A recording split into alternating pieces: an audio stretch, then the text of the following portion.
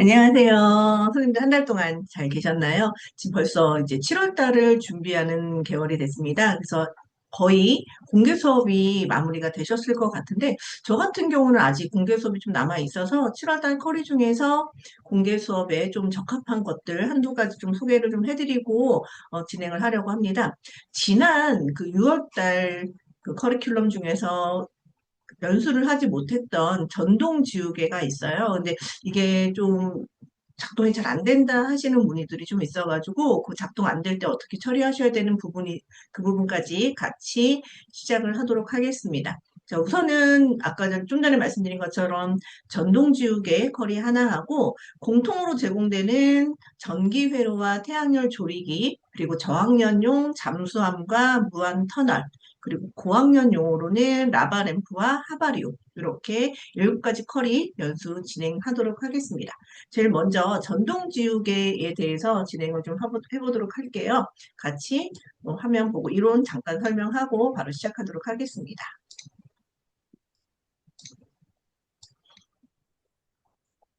전동 지우개 같은 경우는 저희가 작년에 아마 전동 연필깎이를 해서 조금 약간 중복되는 부분이 없지 않아 있습니다. 그래서 그 부분 전에 수업 들었던 친구들은 저번에 했던 내용이에요 라고 이야기하긴 하지만 그래도 아이들에게 좀 같이 이야기를 좀 지우개의 원리, 연필이 쓰여지는 원리에 대해서 같이 이야기하고 지우개 만들어 보도록 하겠습니다.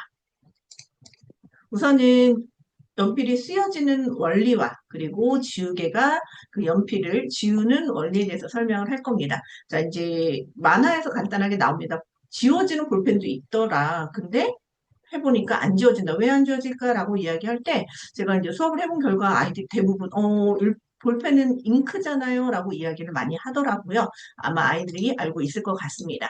자, 그리고 지우개 같은 경우에 저희 예전에 썼던 지우개인데 이게 화면에 나와서 좀 놀랬었는데 아이들이 이 지우개를 좀 알고 있더라고요. 근데 나중에 나오겠지만 지우개 종류 중에서 모래 지우개인데 이 모래 지우개를 가지고 있는 친구들도 꽤 있고 알고 있는 친구들도 있어서 아마 수업하기가 조금 더 수월해지실 것 같아요. 자, 이 모래 지우개 같은 경우는 약간 거칠거칠한 부분, 모래가 섞여 있다라고 이야기를 해주시고 저 같은 경우는 이제 사포라는 거하고 같이 좀 연관돼서 이야기를 해줬어요. 사포라고 이야기하는 거는 빳빳한 종이에 똑같이 모래를 먼저 붙여놓고 나서 사용을 하는 모래가 그런 부분으로도 이용이 되고 좀 깎여 나가는 성질이 있다. 사포도 이제 맨들맨들하게 나무 같은 거를 깎아내는 기능이 있듯이 이 모래 지우개도 종이를 살짝살짝 깎아내면서 글씨를 지우는 거기 때문에 이 모래 지우개의 특징 중에 하나가 일단 영상에도 같이 첨부가 되어 있긴 하지만 프린트 되어 있는 잉크라든지 아니면 볼펜까지도 지울 수가 있거든요. 그래서 그 부분도 같이 이야기를 하면서 화면 보면서 이야기하시면 될 것 같아요. 자, 그 외에도 수정 테이프 같은 경우는 지운다라기보다는 덮어 씌우는 용도로 수정하는, 글자를 수정하는 용도로 사용할 수 있고, 될 수 있으면 하얀 종이에만 사용을 하게 되겠죠. 그리고 이제 보통 교실에서 그 수업을 하실 때 화이트보드는 거의 있어서 화이트보드 요거는 지금처럼 표면에 그냥 묻어있는 잉크를 화이트보드 지우개로 지워서 잉크가 판에서 떨어지는 거다라고 이야기해 주시면 될 것 같고요. 자, 매직 스펀지라는 거는 이제 가정에서 상당히 많이 이용하는데 물만 묻혀서 마찰력으로 이것도 아까 모래지우개와 마찬가지로 표면을 약간 깎여 나가게 하는 청소 용구이기 때문에 뭐 코팅이 되어 있는 가구라든지 이런 부분에는 사용을 하면 안 된다는 것도 같이 이야기해 주시면 될 것 같습니다. 자, 우선은 글씨가 종이 그 연필이 쓰여지는 원리를 좀 이야기를 해 주시면 되는데요. 우선은 흑연으로 되어 있다라는 점. 그리고 흑연은 탄소 덩어리긴 하지만 같은 탄소로 이루어진 거는 우리가 굉장히 고가라고 생각하는 다이아몬드 탄소다. 근데 흑연도 똑같이 탄소로만 이루어져 있는데 어떤 차이가 있을까라고 이야기를 한번 던져봐 주세요. 그러면 알고 있는 친구들이 지난번 수업했던 친구들은 알고 있을 거예요. 뭐 구조가 달라요. 라고 이야기를 해줄 겁니다. 그러면 다이아몬드는 굉장히 결합한 구조가 단단해서 세계에서 진짜 제일 강한 금강석으로 취급이 되고 같은 탄소지만 흑연 같은 경우는 굉장히 쪼개지기 쉬운 구조로 되어 있다. 그래서 그 하나하나 층이 분리가 되면서 글씨가 쓰여지는 거다라고 이야기를 해주시면 되는데요. 자, 이 층이 굉장히 약하게 결합되어 있어서 조금만 힘을 줘도 결합이 깨지면서 벗겨져 나간다. 혹시 아이들에게 이제 티슈 브레드라든지 팔수추리 같은 경우에 여러 겹으로 되어 있는데 그걸 한 겹 이렇게 벗길 수 있듯이 아니면 그걸 잘 모르는 저학년 같은 경우는 곽티슈를 뽑을 때 하나씩 하나씩 이렇게 벗겨낼 수 있듯이 그렇게 흑연은 구조가 되어 있기 때문에 한 겹씩 한 겹씩 벗겨지면서 글씨가 종이에 쓰여지는 거다라고 같이 이야기를 해주시면 될 것 같아요. 그리고 우리가 보기에 종이가 굉장히 매끈하게 보이지만 사실상 굉장히 울퉁불퉁하기 때문에 그 사이사이에 흑연이 깎여서 남아 있어서 그래서 글씨가 쓰여지는 거다라고 이야기를 하시고 애들이 매끈매끈한데요 라고 이야기할 때 코팅되어 있는 종이에다가 쓰거나 아니면 우리가 재료를 나눠주는 그 비닐봉지 위에다가 한번 연필로 써봐라. 그건 잘 안 써진다. 왜냐하면 매끈매끈한 곳에서는 흑연이 잘 떨어져 나가지 않기 때문에 글씨가 잘 쓰여지지 않는다라는 부분도 같이 이야기해 주시면 될 것 같아요. 그래서 연필심이 다르면서 글씨가 쓰여지는 거다라고 이야기해 주시고 그러면 지우개의 원리는 붙어있는, 종이에 붙어있는 그 흑연을 떼어내는 역할인데 종이보다 더 강한 힘으로 마찰력으로 그 흑연 덩어리를 붙잡아서 떼어내는 형태로 지우게 되는 거다라고 이야기를 해주시면 될 것 같아요. 그래서 영상 보시면 떼어지는 영상도 나오니까 같이 아이들하고 보시면서 확인해 보시면 될 것 같고요. 그리고 이제 지우다 보니까 흑연하고 지우개하고 만나서 나오는 지우개똥이라는 것도 나오는데 선생님 어렸을 때 이 지우개똥 모아서 열심히 따뜻하게 주무르면 다시 뭐 지우개로 쓴 적도 있었다라고 이야기하니까 애들이 정말 너무 오래된 사람 취급을 하더라고요. 자, 흑연에서 지운다기보다는 종이에서 흑연을 떼어내는 형태로 하기 때문에 그 영상에서도 잠깐 나오지만 테이프로 종이를 그 글씨 부분에다가 투명 테이프를 붙였다가 떼어내면 그 테이프에 종이 흑연이 묻어나면서 써져 있던 글씨가 조금 약간 흐릿해지는 걸 볼 수 있어요. 그런 식으로 지울 수도 있다라는 부분 같이 이야기해 주시면 될 것 같고요. 자, 볼펜 잉크 같은 경우는 굉장히 알갱이 자체가 작기 때문에 위에 묻어 있는 게 아니라 종이 안으로 스며들어갑니다. 그래서 지울 수가 없다라고 이야기를 해주시면 될 것 같고 그 외에 지워지는 볼펜 같은 경우는 그 볼펜 그 잉크 알갱이 자체를 좀 크게 만들어서 스며들어가지 않게 만들었기 때문에 우리가 지우개로 지울 수 있는 볼펜이 나올 수 있었던 거라고 이야기해 주시면 될 것 같습니다. 그 외에도 색연필 같은 경우도 잘 안 지워지는 이유가 여기에 밀랍 기름 성분이 같이 묻어있기 때문에 마찬가지로 그 밀랍 성분이 종이에 스며들어서 잘 지워지지 않는다라는 거 같이 이야기해 주시면 될 것 같고요.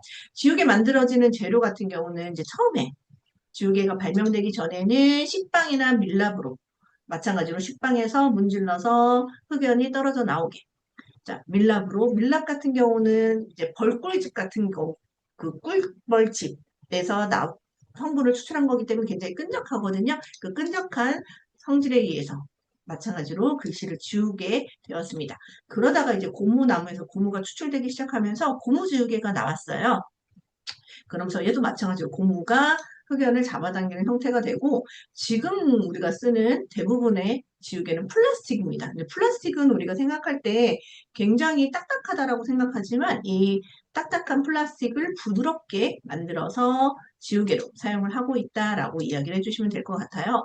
그리고 이제 그 영상 부분에 보면 그 플라스틱을 부드럽게 하는 가소제가 이제 환경 호르몬이 있어서 좀 안 좋다라는 부분이 나오는데 요즘에는 그 환경 그 호르몬이 많이 그 규제가 강화돼서 많이 없어지기도 하고 다른 몸에 그렇게 나쁘지 않은 성분으로 바뀌고 있다라는 부분 같이 이야기를 해주시면 될 것 같습니다. 그래서 지금 현재 사용이 되는 지우개는 거의 플라스틱으로 되어 있다라고 이야기를 해주시면 될 것 같아요.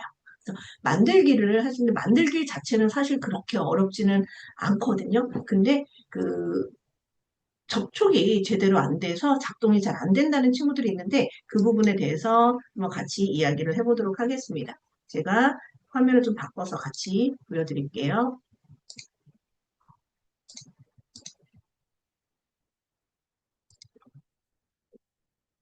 지금 완성품은 이렇게 굉장히 귀여운 캐릭터로 되어 있고요. 누르면 돌아가는 소리 들리시죠? 이 앞에 있는 고무가 돌아가면서 지워지는데 생각보다 아이들이 좋아하긴 한데 지워지는 효과는 많이 없다라고 해요. 근데 아이들은 이렇게 돌릴 때 돌아가는 기분이 굉장히 좋은지 좋아하더라고요. 자, 만드는 방법 간단하게 한번 같이 해보고 이야기해 보도록 하겠습니다.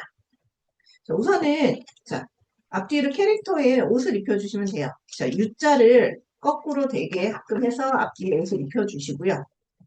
자, 그리고 나서 요 안쪽 부분에 이제 넣는 금속판을 잘 부셔주셔야 돼요. 자, 그리고 모터에 연결 조각과 지우개 심을 꽂아야 되는데 이거를 너무 세게 결합하면 오히려 잘 안 돌아가거든요. 살짝만 꽂아주시면 돼요. 살짝만 조각하고 지우개 심을 우선 끼워주세요. 나중에 잘 안 돌아갈 때는 이 부분을 건드려서 조절을 해주시는 방법도 있습니다. 자, 그리고 나서 세 개의 금속판이 있어요. 자, 금속판 중에 이렇게 생긴 애를 먼저 할 건데요. 자, 옆에서 보시면 U자처럼 이렇게 나와 있는 부분이 있어요. 자, U자처럼 이 나와 있는 부분이 전지에 마이너스 극하고 연결이 되는 부분입니다. 요거만 기억하시면 위에 아래를 크게 어려움 없이 넣으실 수 있어요. 자, 여기 보시면 여기 홈이 있습니다. 이 홈 안으로 이 U자가 왼쪽으로 그리고 동그란 플러스 극쪽이 오른쪽으로 가게끔 해서 이렇게 넣어주시면 돼요. 이 홈에 딱 맞게 넣어주시면 이쪽 윗면은 끝나는 거고요. 자, 아랫면에서는 보시면 이렇게 기다란 애 말고요. 짧은 애를 보시면 아까 전에 말씀드린 U자 부분, 마이너스 극하고 연결되는 U자 부분이 건전지 쪽으로 오게끔 해서 끼워주시면 돼요. 얘도 마찬가지로 여기 보시면 요 사이 홈이 있거든요. 요 홈 안에다가 끼워주시면 돼요. 끼워드리고 영상을 좀 보여드릴게요. 이렇게 끼우면 요 여기와 여기 사이로 이렇게 들어가는 걸 보여주실 거예요.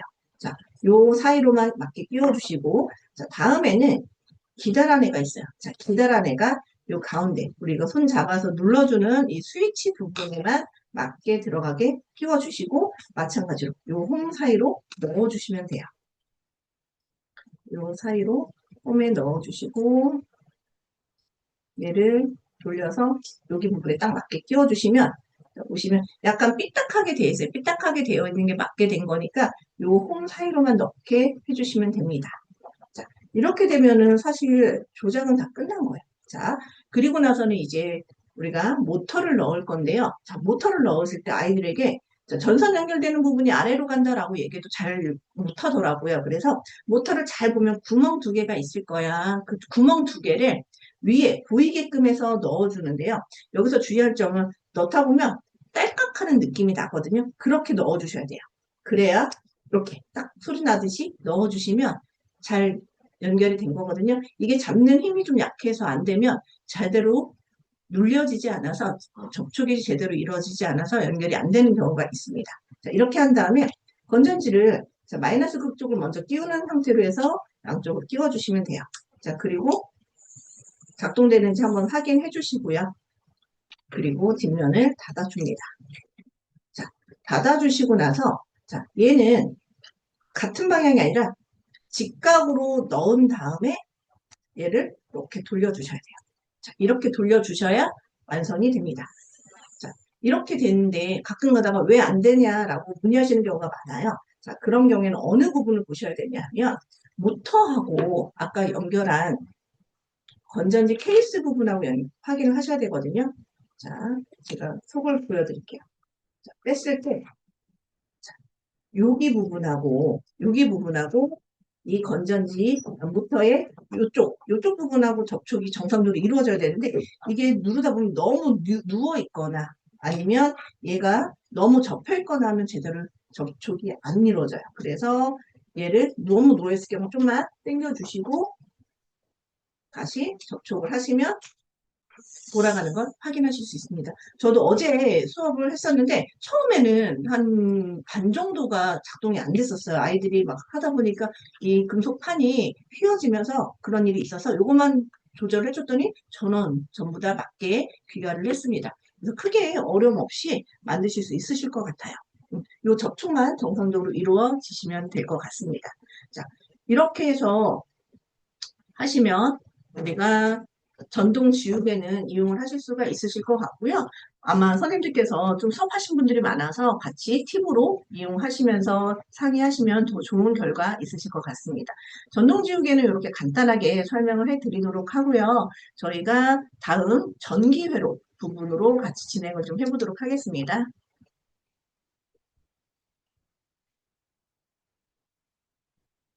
이번에 저희가 온 수업 커리들 중에 오히려 공통 커리인 전기회로하고 태양열 조리기가 만들기가 상당히 좀 어려워요. 그래서 오히려 저희가 전기회로하고 태양열 조리기 같은 경우는 고학년들 공개 수업으로 하기가 더 수월하지 않을까라는 생각이 들기는 해요. 그래서 아이들 수준 보시고 아이들이 뭐 전기 작업이나 이런 게 좀 수월하다 아니면 인원이 많이 없다라고 하시면 전기회로가 굉장히 좀 좋지 않을까라는 생각이 들고 태양열 같은 경우는 좀 날씨의 영향을 받으니까 공개 수업을 하시기는 좀 어렵지 않을까라는 생각이 들기는 합니다. 자, 저희가 이제 전기 회로에 대해서 이야기하고 만드는 방법 설명해 드리도록 하겠습니다.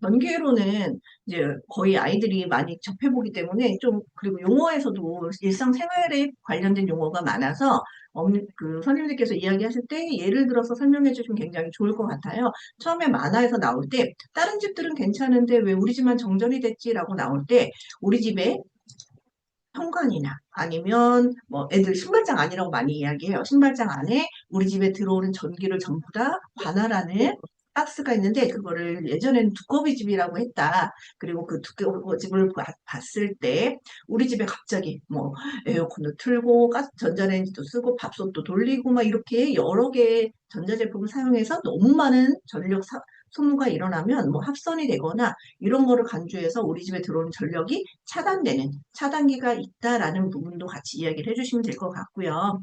자, 전기기구를 작동하려면 그럼 뭐가 있어야 될까라고 이야기를 했을 때 아이들이 뭐 전기가 있어야 되겠죠라고 당연히 이야기를 합니다. 그러면 뭐 전기도 당연히 들어와야 되고 우리가 흔히 이야기하는 전원장치겠죠. 그리고 스위치도 있어야 될 것 같고 아니면 뭐 작동하려면 전기 제품이 있어야 되겠죠. 뭐 선풍기라든지 세탁기라든지 이런 것들이 있어야 된다라고 이야기하고 그 연결해주는 전선이 있어야 된다라는 것도 같이 이야기해 주시면 될 것 같아요. 자, 그럼 전기가 보이진 않지만 어떻게 이동을 하냐 보면 우리가 벽에 있는 콘센트 코드를 꽂고 전선을 통해서 전기가 들어오면 스위치를 눌렀을 때 선풍기가 작동을 한다. 이런 부분을 아이들에게 순차적으로 이야기를 해주시면 이야기가 좀 쉬우실 거예요. 이렇게 전기가 흐르는 거를 우리가 전류라고 한다. 혹시 한자 배운 친구들은 흐르는 배웠어? 라고 이야기하면 네, 알아요. 라고 할 때 전기가 흐른다라고 해서 전류라고 부르고 전류는 방향이 있다라고 이야기해 주시면 돼요. 자, 이렇게 전기가 흐르는 길, 이런 걸 갖다가 우리가 통틀어서 전기 회로라고 이야기를 하고요. 자, 전기는 여러 가지, 회로에는 여러 가지 부품들이 굉장히 많이 들어간다. 우선은 벽에서 그냥 나온 게 벽에서 전기가 공급되기 때문에 그걸 우리가 전원장치라고 이야기하고요. 전선이 있고요.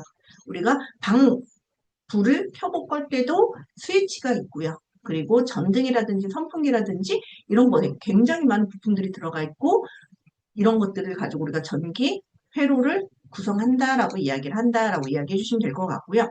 자, 우선은 여기에 보여지는 거에서는 건전지가 전원, 공급 장치가 되고 전선을 통해서 불을 비추고 흘러가는 건데 불을 껐다 켰다 할 수 있는 스위치까지 있다라고 이야기를 해주시면 될 것 같아요. 자, 근데 전류가 흘러간다라고 이야기를 하는데 전류는 흘러가는 방향이 있다. 우리 건전지를 잘 보면 플러스 극, 마이너스 극이 표시되어 있는데 전류는 플러스 극에서 마이너스 극으로 흘러간다라고 꼭 이야기를 해주세요. 자, 이거를 이제 중학교 과정이거든요. 이 부분을 중학교 과정 보면 이제 물이 흐르는 거와 같이 빗대어서 보여주는데 전선은 수로에 물이 흘러가는 수로에 해당이 되고 전구 같은 경우는 뭔가 일을 하는 장치 여기서는 이제 물레 방아라고 이야기를 하는데, 그리고 우리가 전기에서 나오는 스위치는 수도꼭지, 밸브로 생각하시면 되고, 건전지 같은 경우는 물을 뚝 끌어올리는 펌프로 저희가 이제 비유를 해서 수업을 하거든요. 그거 같이 이야기해 주시면 될 것 같고요. 자, 우선은 전기회로는 그럼 여러 가지들이 있습니다. 각 장치에 대한 설명을 간단하게 아이들하고 짚어주시면 돼요. 뭐 건전지 같은 경우는 뭐 전원 정지다. 그리고 전구 같은 경우는 이제 전기가 흐르는지 안 흐르는지 확인할 수 있고 우리가 빛으로 필요할 때 사용할 수 있는 도구다. 그리고 스위치 같은 경우는 전기를 흐르게 하거나 멈추게 하거나 하는 장치다. 우리 방불을 켤 때 스위치를 작동을 하고 선풍기를 켤 때 스위치로 작동하고 이게 다 스위치다라고 이야기해 주시면 될 것 같고 요즘에는 무선도 있지만 전선을 꼭 통해서 전기를 서로 공급받는다. 무선도 사실 전선을 통해서 충전이 돼야지만 이용할 수 있는 거기 때문에 이 전선은 꼭 필요한 장치다라고 이야기해 주시면 될 것 같아요. 제가 그 이야기를 왜 하냐 하면 여기서 반드시 필요한 것들이 뭐냐라고 이야기를 했을 때 자, 우선은 건전지, 전원 공급 장치 그리고 전선이 있다라고 얘기할 때 아이들이 저희 거 전선 없어도 되는데요 라고 이야기를 할 때 충전을 하려면 우선 전선으로 충전을 한다라고 이야기해 주시면 돼요. 사실 요즘에 무선 충전도 있어서 이게 꼭 필요하다라고 말하기는 어려울 수도 있는데 무선 충전을 하려고 해도 무선 충전 장치 자체도 전원하고 또 연결을 해야 되잖아요. 전선으로. 그 부분도 같이 이야기해 주시면 될 것 같고요. 대신에 스위치는 없는 것도 있다라고 얘기할 때 선생님 스위치 없는 게 어디 있어요? 라고 이야기하는데 마침 저 아이한테 수업을 할 때 글루건이 있었어요. 근데 글루건은 제가 가지고 있는 글루건은 전원장치가 그 스위치가 없는 글루건이거든요. 그냥 꽂으면 글루건이 뜨거워지고 코드를 빼면 글루건이 식는 거라서 그걸 보여주면서 이거 봐라. 이거 스위치 없어도 사용할 수 있는 전기 제품이다라는 거를 빗대어서 보여줬습니다.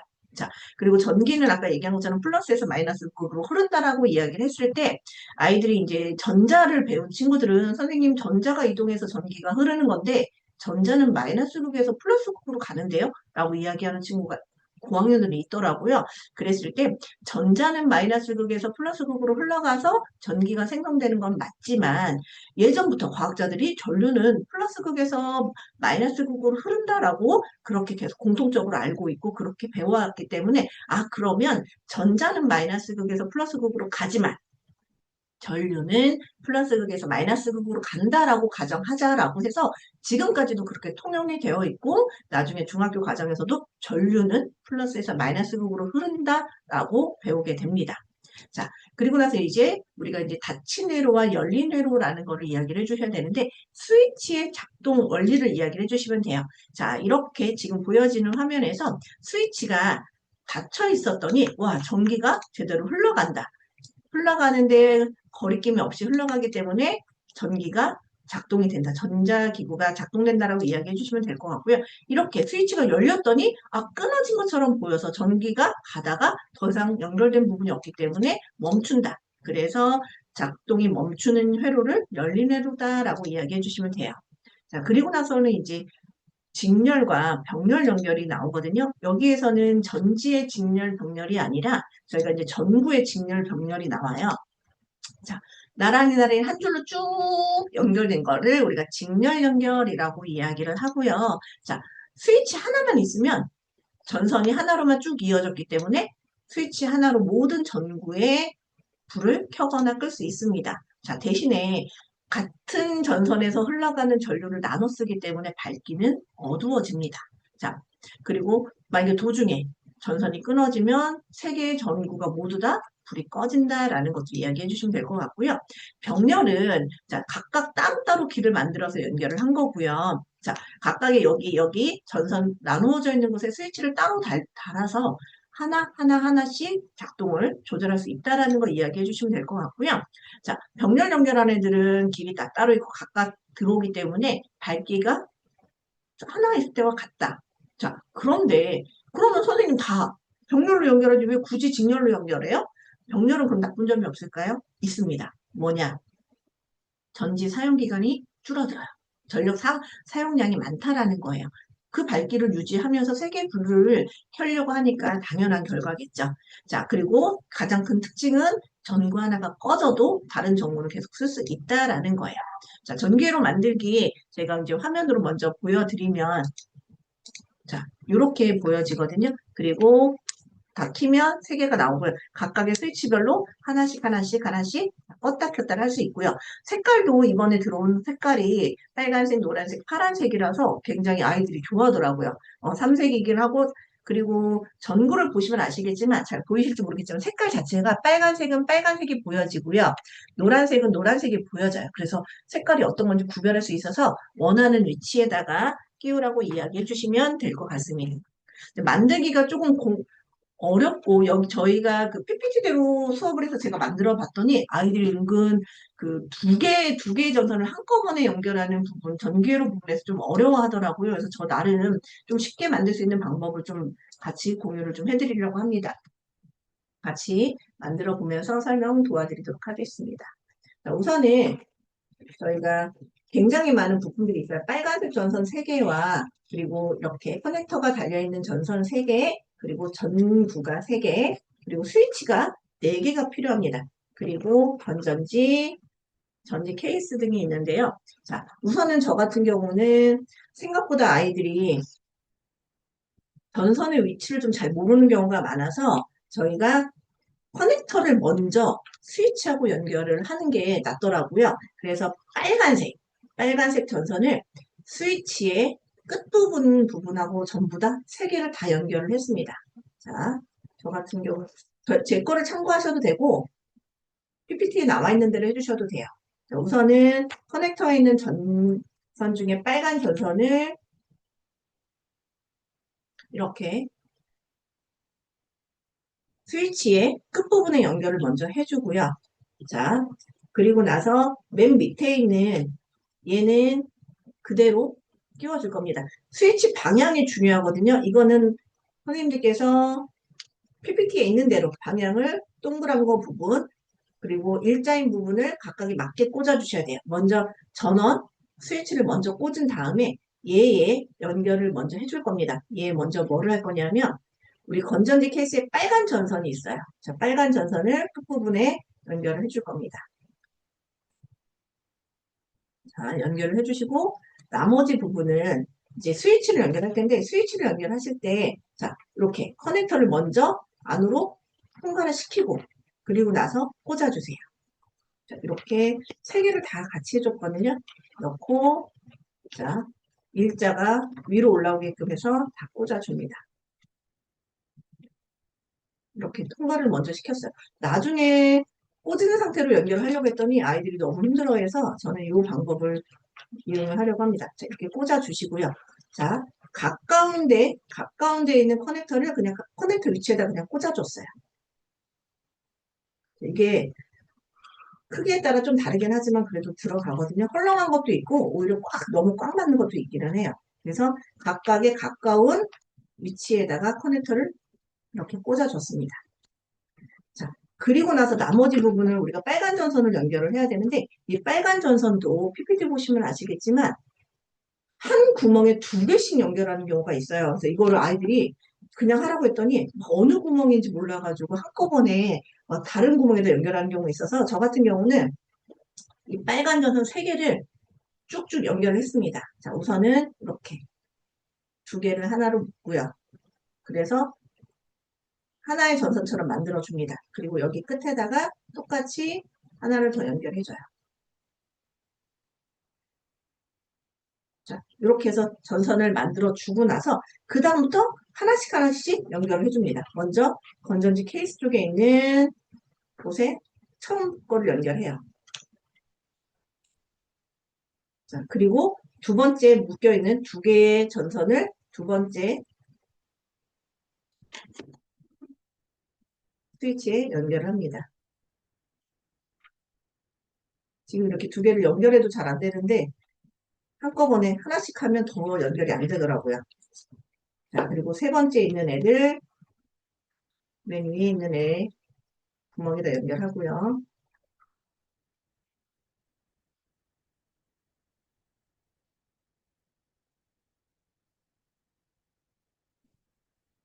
이게 저학년 같은 경우는 선생님들께서 작업을 밑작업을 해가신다 하더라도 스위치를 띄워야지만 할 수 있는 작업들이 있어서 그리고 좀 어려운 점이 있을 것 같더라고요. 자, 마지막으로 하나 남은 거는 남아있는 부분에다 연결을 해줍니다.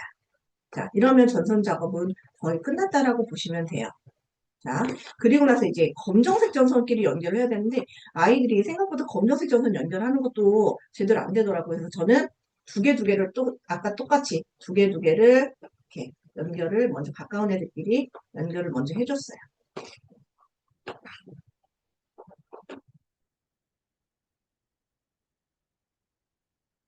그리고 나서 다시 얘네 두 개를 다시 꼬아줬습니다. 이렇게 하면 풀릴 염려도 없기도 하고 굉장히 잘 꼬을 수 있거든요. 그리고 나서 접은 다음에 엔드캡으로 엔드컵이 이번에는 굉장히 좀 크게 나와서 잘 씌워져요. 네 개를 한꺼번에 씌워줍니다. 자, 그리고 나서 이제 각각의 이 커넥터에다가 원하는 색깔을 넣으라고 하면 돼요. 대신에 주의할 점은 이 전구 LED는 극이 있거든요. 여기 보시면 긴 다리가 플러스 극이고요. 짧은 게 마이너스입니다. 그리고 공통적으로 빨간색 전선이 플러스거든요. 그래서 보셔서 빨간색 전선 쪽으로 긴 다리가 나오게끔 연결을 해주세요. 제가 먼저 전구를 연결한 다음에 커넥터를 꽂으려고 했더니 전구 크기 때문에 통과가 안 되더라고요. 그래서 이렇게 선생님께서 보시고 다 작업하신 다음에 건전 전구를 넣어주시면 돼요. LED를 넣고요. 자, 그리고 나서 얘를 앞에서 뒤로 보내주세요. 그리고 이 부분에 전지 케이스를 양면 테이프로 고정을 해줍니다. 그리고 나서 건전지를 끼워주시면 돼요.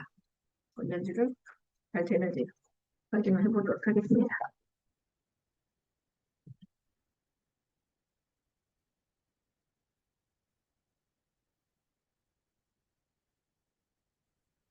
혹은 안 된다고 오는 친구 중에 건전지 방향 잘못 끼워서 안 되는 친구도 꽤 있었거든요. 전원을 여기를 다 켰는데 지금 안 들어온 이유는 요 지금 전구 그리고 일괄 소등하는 거는 이렇게 각각 끈 다음에 하면 효과가 없어요. 다 켜놓은 상태에서 일괄 소등, 일괄 점등 그리고 각각 원하는 것만 끌 수 있게 이렇게 해주시면 돼요. 아이들이 만들기는 조금 어려워하는데 만들고 나서 굉장히 결과물에 대해서 만족을 하더라고요. 그리고 좀 고학년 같은 경우는 시간이 남으면 색칠 도구 같은 것도 이용하셔서 색칠을 하셔도 무방하실 것 같습니다. 자, 이렇게 해서 저희가 전등 관련 전기회로는 수업을 진행을 하면 되실 것 같고요. 여기서 이제 문제가 나올 때 그러면 우리가 만든 이 전기회로는 직렬일까 병렬일까라고 이야기를 하거든요. 자, 보시면 아시겠지만 하나하나 스위치를 껐다 켰다 할 수 있기 때문에 병렬로 연결이 되어 있습니다. 자, 그래서 우리가 스위치 ON을 하면 전기회로가 닫힌 회로가 돼서 램프의 불이 켜지고요. 전원을 오프하면 열린 회로가 돼서 램프의 불이 꺼집니다. 그리고 아까 얘기한 것처럼 전기회로에서 전체 작동이 되는 거. 주 맨 마지막에 있는 거 있죠. 하나 일괄 스위치는 직렬 연결되었기 때문에 한꺼번에 끄는 거고요. 각 램프에 연결된 스위치는 병렬 연결됐기 때문에 하나하나씩 끌 수 있다라는 거 같이 이야기해 주시면 될 것 같습니다. 그래서 실질적으로 우리 집에 사용되는 전열 기구들, 모든 전기 기구는 병렬로 연결되어 있다. 만약에 직렬로 연결되어 있으면 내가 방불을 딱 끄는 순간 우리 집에 있는 전기가 모두 다 나가. 어떤 거를 딱 키면 전체가 전기 제품이 다 작동을 해야 돼. 이런 상태가 아니기 때문에 우리가 이용하는 모든 연결 상태는 병렬이다라는 것까지 같이 이야기해 주시면 될 것 같습니다. 이렇게 해서 전기회로는 이야기를 마치도록 하고요. 혹시 전기회로 관련해서 궁금하신 점 있으신가요? 자, 없으시면 이제 태양열 조리기로 들어가겠습니다. 자, 태양열 조리기가 상당히 좀 퀄리티가 있게 만들어져 있기는 해요. 근데 그 예전에 그 수업하셨던 분들이 꽤 많으시더라고요. 그래서 이제 태양열 조리 같은 경우는 제가 월요일 날 너무 다행이게 좀 반짝했잖아요. 햇빛이. 그래서 그때 저학년까지는 아직 좀 힘들 것 같아서 이제 테스트로 5학년들을 먼저 수업을 했거든요. 근데 생각보다 만드는 부분에서 다른 거는 어렵지 않은데 나사 조이는 게 이게 구멍을 좀 작고 나사는 살짝 크다 보니까 나사 조이는 것만 조금 어려워하고요. 나머지는 좀 어려움 없이 만들기도 했고 햇빛 좋은 날 그래서 그런지 정말 각도 잘 맞추고 초점 잘 맞춘 친구들은 물이 막 부글부글 끓어서 저희 모카포트에 이렇게 커피가 위에 추출되는 것처럼 위에 부분 스포이드 쪽으로 시험관 쪽으로 많이 모였었어요. 그래서 아이들이 너무 신기해하고 재밌어 했고요. 다만 주의하실 점은 너무 초점이 잘 맞으면 그 부분으로 손을 가져다 대면 데일 정도로 굉장히 뜨거웠어요. 햇빛이 강하기도 했지만 그런 부분도 좀 참고해 주시고 저 같은 경우는 이제 비반 같은 경우는 해가 해질녘이 돼버리면서 각도가 조금 잘 안 나오더라고요. 그렇기 때문에 혹시 비반 같은 경우는 이제 방학 때 오전으로 바뀌거나 이러셨을 때 그때 시간 타임 잘 보시고 날씨 보시고 나서 수업을 진행하시면 될 것 같습니다. 자, 태양열 조리기 시작해 보도록 하겠습니다. 자, 우선은 태양열이에요. 태양빛이 아니라 저희가 태양광을 이용한 뭐 패널 가지고서는 여러 차례 실험을 했지만 태양열을 이용하는 조리기는 아마 처음인 것 같아요. 그래서 열을 모아서 조리를 할 수 있는 기구다라고 이야기를 같이 해주시면 될 것 같고요. 태양빛이 아닌 태양열을 이용하는 생활 속 예가 뭐가 있는지 한번 이야기를 할 겁니다. 자, 우선은 지구의 생명 근원의 제공이 되는 태양은 빛도 있지만 열을 가지고 있습니다. 자, 이 열과 빛은 어떻게 나타나는 거냐면 태양은 수소 덩어리로 많이 이루어졌는데 수소끼리 핵 융합 반응을 일으키면서 엄청난 에너지, 빛과 열을 내보내고 있는 거죠. 그런데 지구 같은 경우는 좀 거리가 가깝다 보니까 그 영향을 직접적으로 받을 수가 있습니다. 자, 그리고 우리가 이 빛이 있기 때문에 뭔가 사물을 볼 수 있는데 우리가 볼 수 있는 전파, 그 태양광의 영역을 우리가 가시광선이라고 하고요.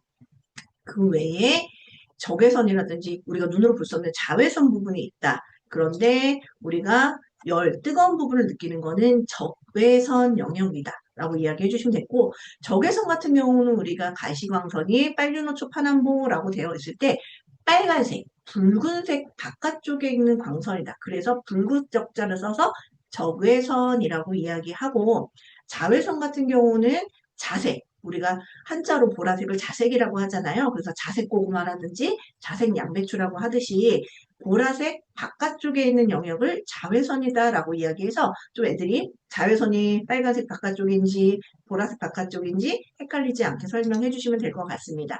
자, 빛과 열의 차이를 좀 알아보면 색을 구별할 수 있는 것은 빛 때문이고 광 발전이니까 빛이겠죠. 그리고 바람, 구름, 강수 현상을 만드는 거는 뭐냐?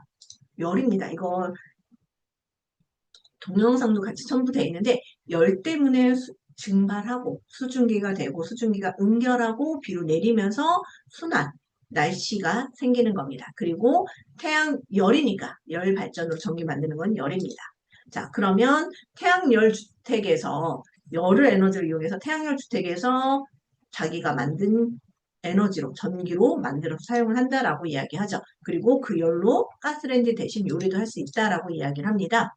자, 태양열 주택 같은 경우는 그 열 에너지로 물을 데우거나 난방에 이용합니다. 우선은 태양열을 모아서 따뜻하게 하는 부분이 있고요. 그거를 저장을 해놓습니다. 저장해놨다가 그거로 온수로 사용하거나 아니면 남은 온수로 난방을 하는데요.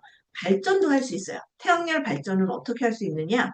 저희가 화력발전소의 원리는 화석연료, 석탄이나 석유를 가지고서 물을 끓여요. 자, 물을 끓여서 물이 수증기로 변하면 엄청난 압력이 생기거든요. 그 압력으로 터빈을 돌리고 그 터빈을 돌리면서 생기는 전기를 모았다가 발전을 하는 거거든요.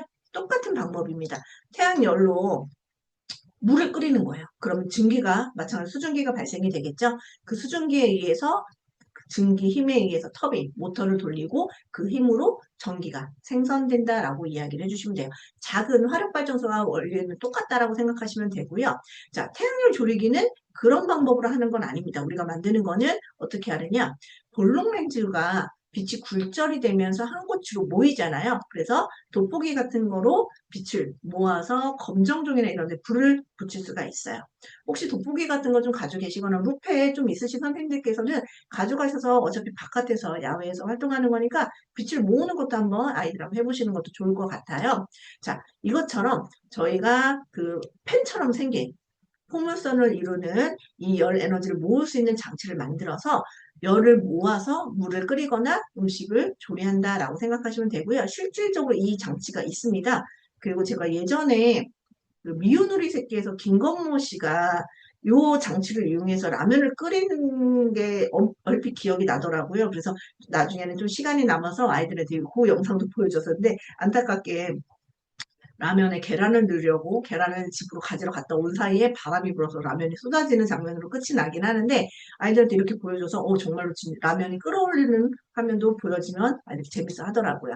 자, 우선은 반사판이 기본적으로 있습니다. 자, 우선은 반짝이는 상태여야지 반사가 잘 되거든요. 알루미늄 판이나 금박 코팅이 된 아크릴판이나 스틸 반사경들을 이용을 하고요.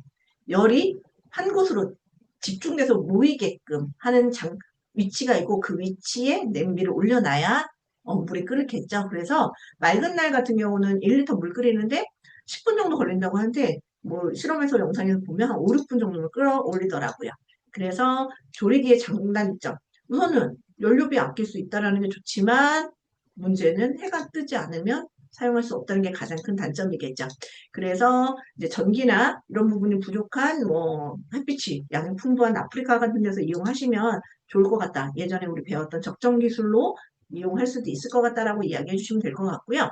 만들기는 몇 가지만 주의하시면 어렵지는 않아요. 근데 나사 조이는 것만 아이들에게 같이 이야기를 해주시면 좋을 것 같습니다. 이제 만들기 같이 한번 보여드리도록 할게요.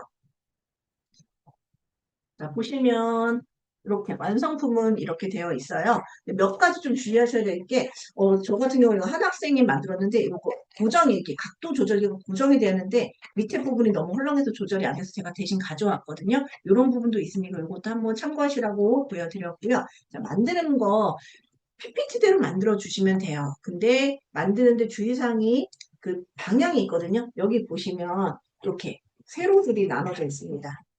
네. 딱 3등분이 이렇게 나눠져 있거든요. 요 부분을 잘 보시고 만들어 주셔야 돼요. 자, 여기 보시면 요거를 띄울 때도요. 자, 띄울 때도 보시면 얘는 이쪽 방향, 얘는 이쪽 방향, 이쪽 방향. 요 가운데를 방향을 맞춰서 얘를 띄워 주셔야 돼요. 그래야 나중에 각도 조절을 할 때 이용하실 수 있거든요. 그래서 자, 방향 맞추고 얘를 요 방향에 맞게만 띄워 주시면 돼요. 자, 이렇게 첫 번째 단계 넘어가면요. 자, 이제 바닥하고 연결해야 되는데, 바닥도 보면, 자, 이 다리가 이렇게, 요 라인하고 얘하고 맞게끔 하게 끼워주셔야 돼요. 자, 그 부분이 왜 중요하냐면, 그게 맞게 꽂아주셔야, 자, 얘를 왔다 갔다 할 때, 여기에 딱 맞물리거든요. 자, 보이실지 모르겠지만, 얘가 여기 딱 맞물려요. 자, 여기 보시면, 이 틈이 생기는 부분 보시면 맞물리는 부분이 딱 맞게 하려면 요 라인, 요 다리 라인 요걸 맞춰주셔야 됩니다. 이렇게 하면 거의 끝난 거예요. 생각보다 어렵진 않은데 가장 좀 어려운 게 난관이 이겁니다. 자, 얘를 세 군데를 끼워주세요. 이렇게 끼워주시고요. 요 세 군데를 나사로 조여주셔야 돼요.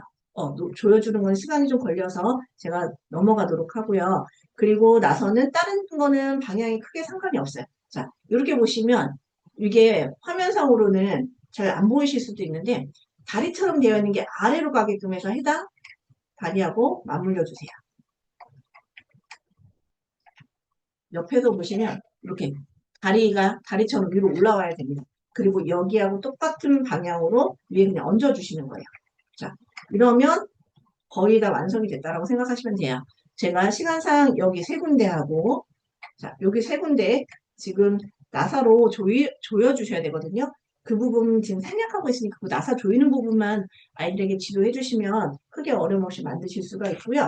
자, 그 다음에 해주는 역할이 소 조절기를 만들어 볼 거예요. 높낮이 조절이거든요. 자, 이렇게 생긴 애 한쪽을 먼저 끼워주세요. 자, 그리고 나서 여기 부분에 끼워줍니다. 그리고 나서 반대쪽을 얘로 막아주시면 돼요. 자, 이렇게만 되시면 얘가 왔다 갔다 하면서 이따가 시험관을 올리고 내릴 수가 있어요. 자, 이렇게 우선은 본체를 만들어 주시고요. 자, 그 다음에 시험관이 있는데요. 시험관이 두 개가 있어요. 자, 주의하셔야 되는 게 길이가 서로 다릅니다. 그리고 작은 시험관은 밑에 보면 구멍이 뚫려 있어요. 아이들이 이 구멍을 생각하지 못하고 길이 생각 안 하고 여기다 그냥 물 넣는 경우 있거든요. 자, 물 넣을 때 구멍 있는지 꼭 확인 다음에 넣어주시도록 하고요. 우선은 그물망을 빛을 잘 모으게 하기 위해서 그물망을 넣어주시고 동봉되어 있는 스포이드로 한 2, 3mm 정도 한 반 정도 차게만 넣어도 되더라고요.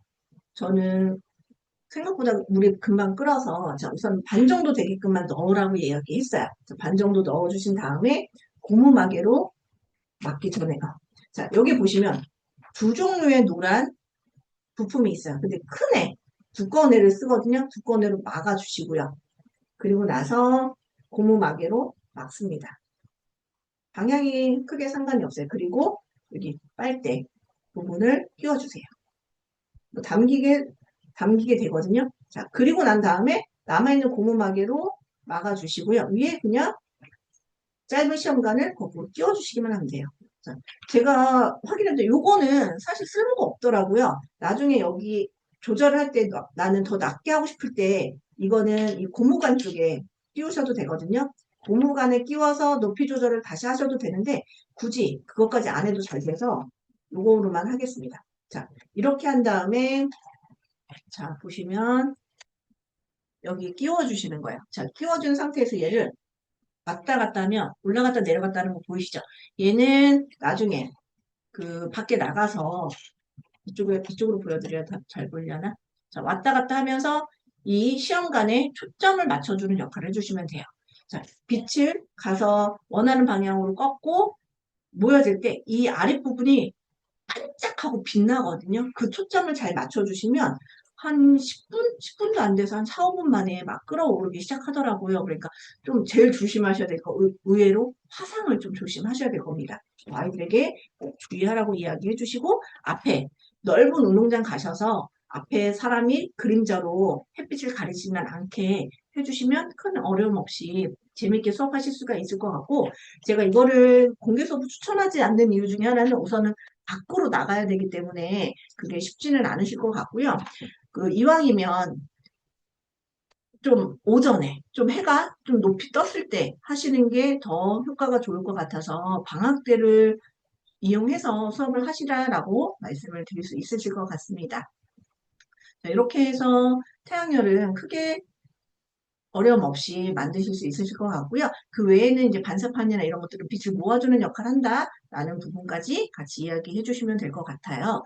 자, 태양열 조리기 관련해서 혹시 궁금하신 점 있으시거나 질문 있으신가요? 자, 없으시면 저희 이제 저항연 커리로 넘어가도록 하겠습니다. 저항연 커리 중에서는 잠수함과 무한 터널이 있는데요. 잠수함도 오늘 제가 연수하려고 미리 다 수업을 하고 왔는데 애들이 너무 좋아요. 너무 좋아하는데 이것도 마찬가지로 선생님께서 좀 힘드신 게 수조 같은 걸 좀 준비를 하셔야 되기도 하고 물을 쓰기 때문에 실내에서는 권장해드리고 싶지 않아요. 저희가 처음에 과학실에서 한다고 수조를 다 세팅을 해놨다가 아이들이 잠수함을 물에 넣고 꺼내는 순간 물바다가 됐어요. 그래서 전부 다 버리고 다 운동장에 다시 나가서 했거든요. 운동장에 나가 있더니 애들이 너무 좋아해서 방학 때 아이들하고 같이 해주시면 될 것 같고 여기에 들어있는 풍선이 우리가 흔히 이야기하는 물풍선 있죠, 선생님들. 그 물풍선이라서 저는 오늘 수업하고 나서 오늘 수업하는 친구들한테 좀 미안하지만 물풍선을 다시 구매를 했어요. 쿠팡에서 500개에 5,000원이더라고요. 그래서 다음 수업하는 친구들을 위해서 준비해서 아이들한테 좀 많이 나눠주기도 하고 재밌게 하려고 따로 구매를 했는데 생각보다 물풍선이 굉장히 얇아서 좀 찢어먹는 친구들이 한두 명 있었어요. 그래서 여분으로 두 개가 들어있어서 여분으로 하기는 했지만 그래도 좀 애들이 넉넉하게 놀거나 하려면 좀 준비를 하시거나 아니면 아이들한테 주의를 꼭 주셔서 수업을 진행하시면 될 것 같습니다. 자, 이번에는 부력의 원리를 좀 이해를 하고 수업을 진행하시면 될 것 같아요. 자, 물에 뜨는 것과 가라앉는 것의 차이를 우선은 알 수 있어야 될 것 같고요. 아이들이 이제 물에 뜨는 거를 이제 알고 있어요. 그래서 수영, 특히 4학년 이상 같은 경우는 이제 생존 수영을 배웠기 때문에 아이들이 물에 뜨는 방법, 이런 거를 잘 알고 있습니다.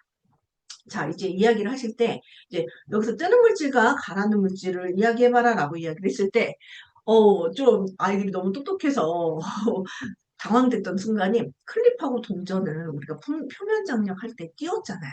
그러니까 아이들이, 선생님 동전하고 클립은 뜰 수 있는데 왜 가라앉는다고 해요? 라고 이야기를 하는 친구들이 있더라고요. 그래서 요거는 표면 장력으로 잠깐 뜰 수 있지만 거기에 특히 동전 같은 경우는 10원짜리하고 1원짜리는 뜨지만 500원짜리는 뜨지 못한다.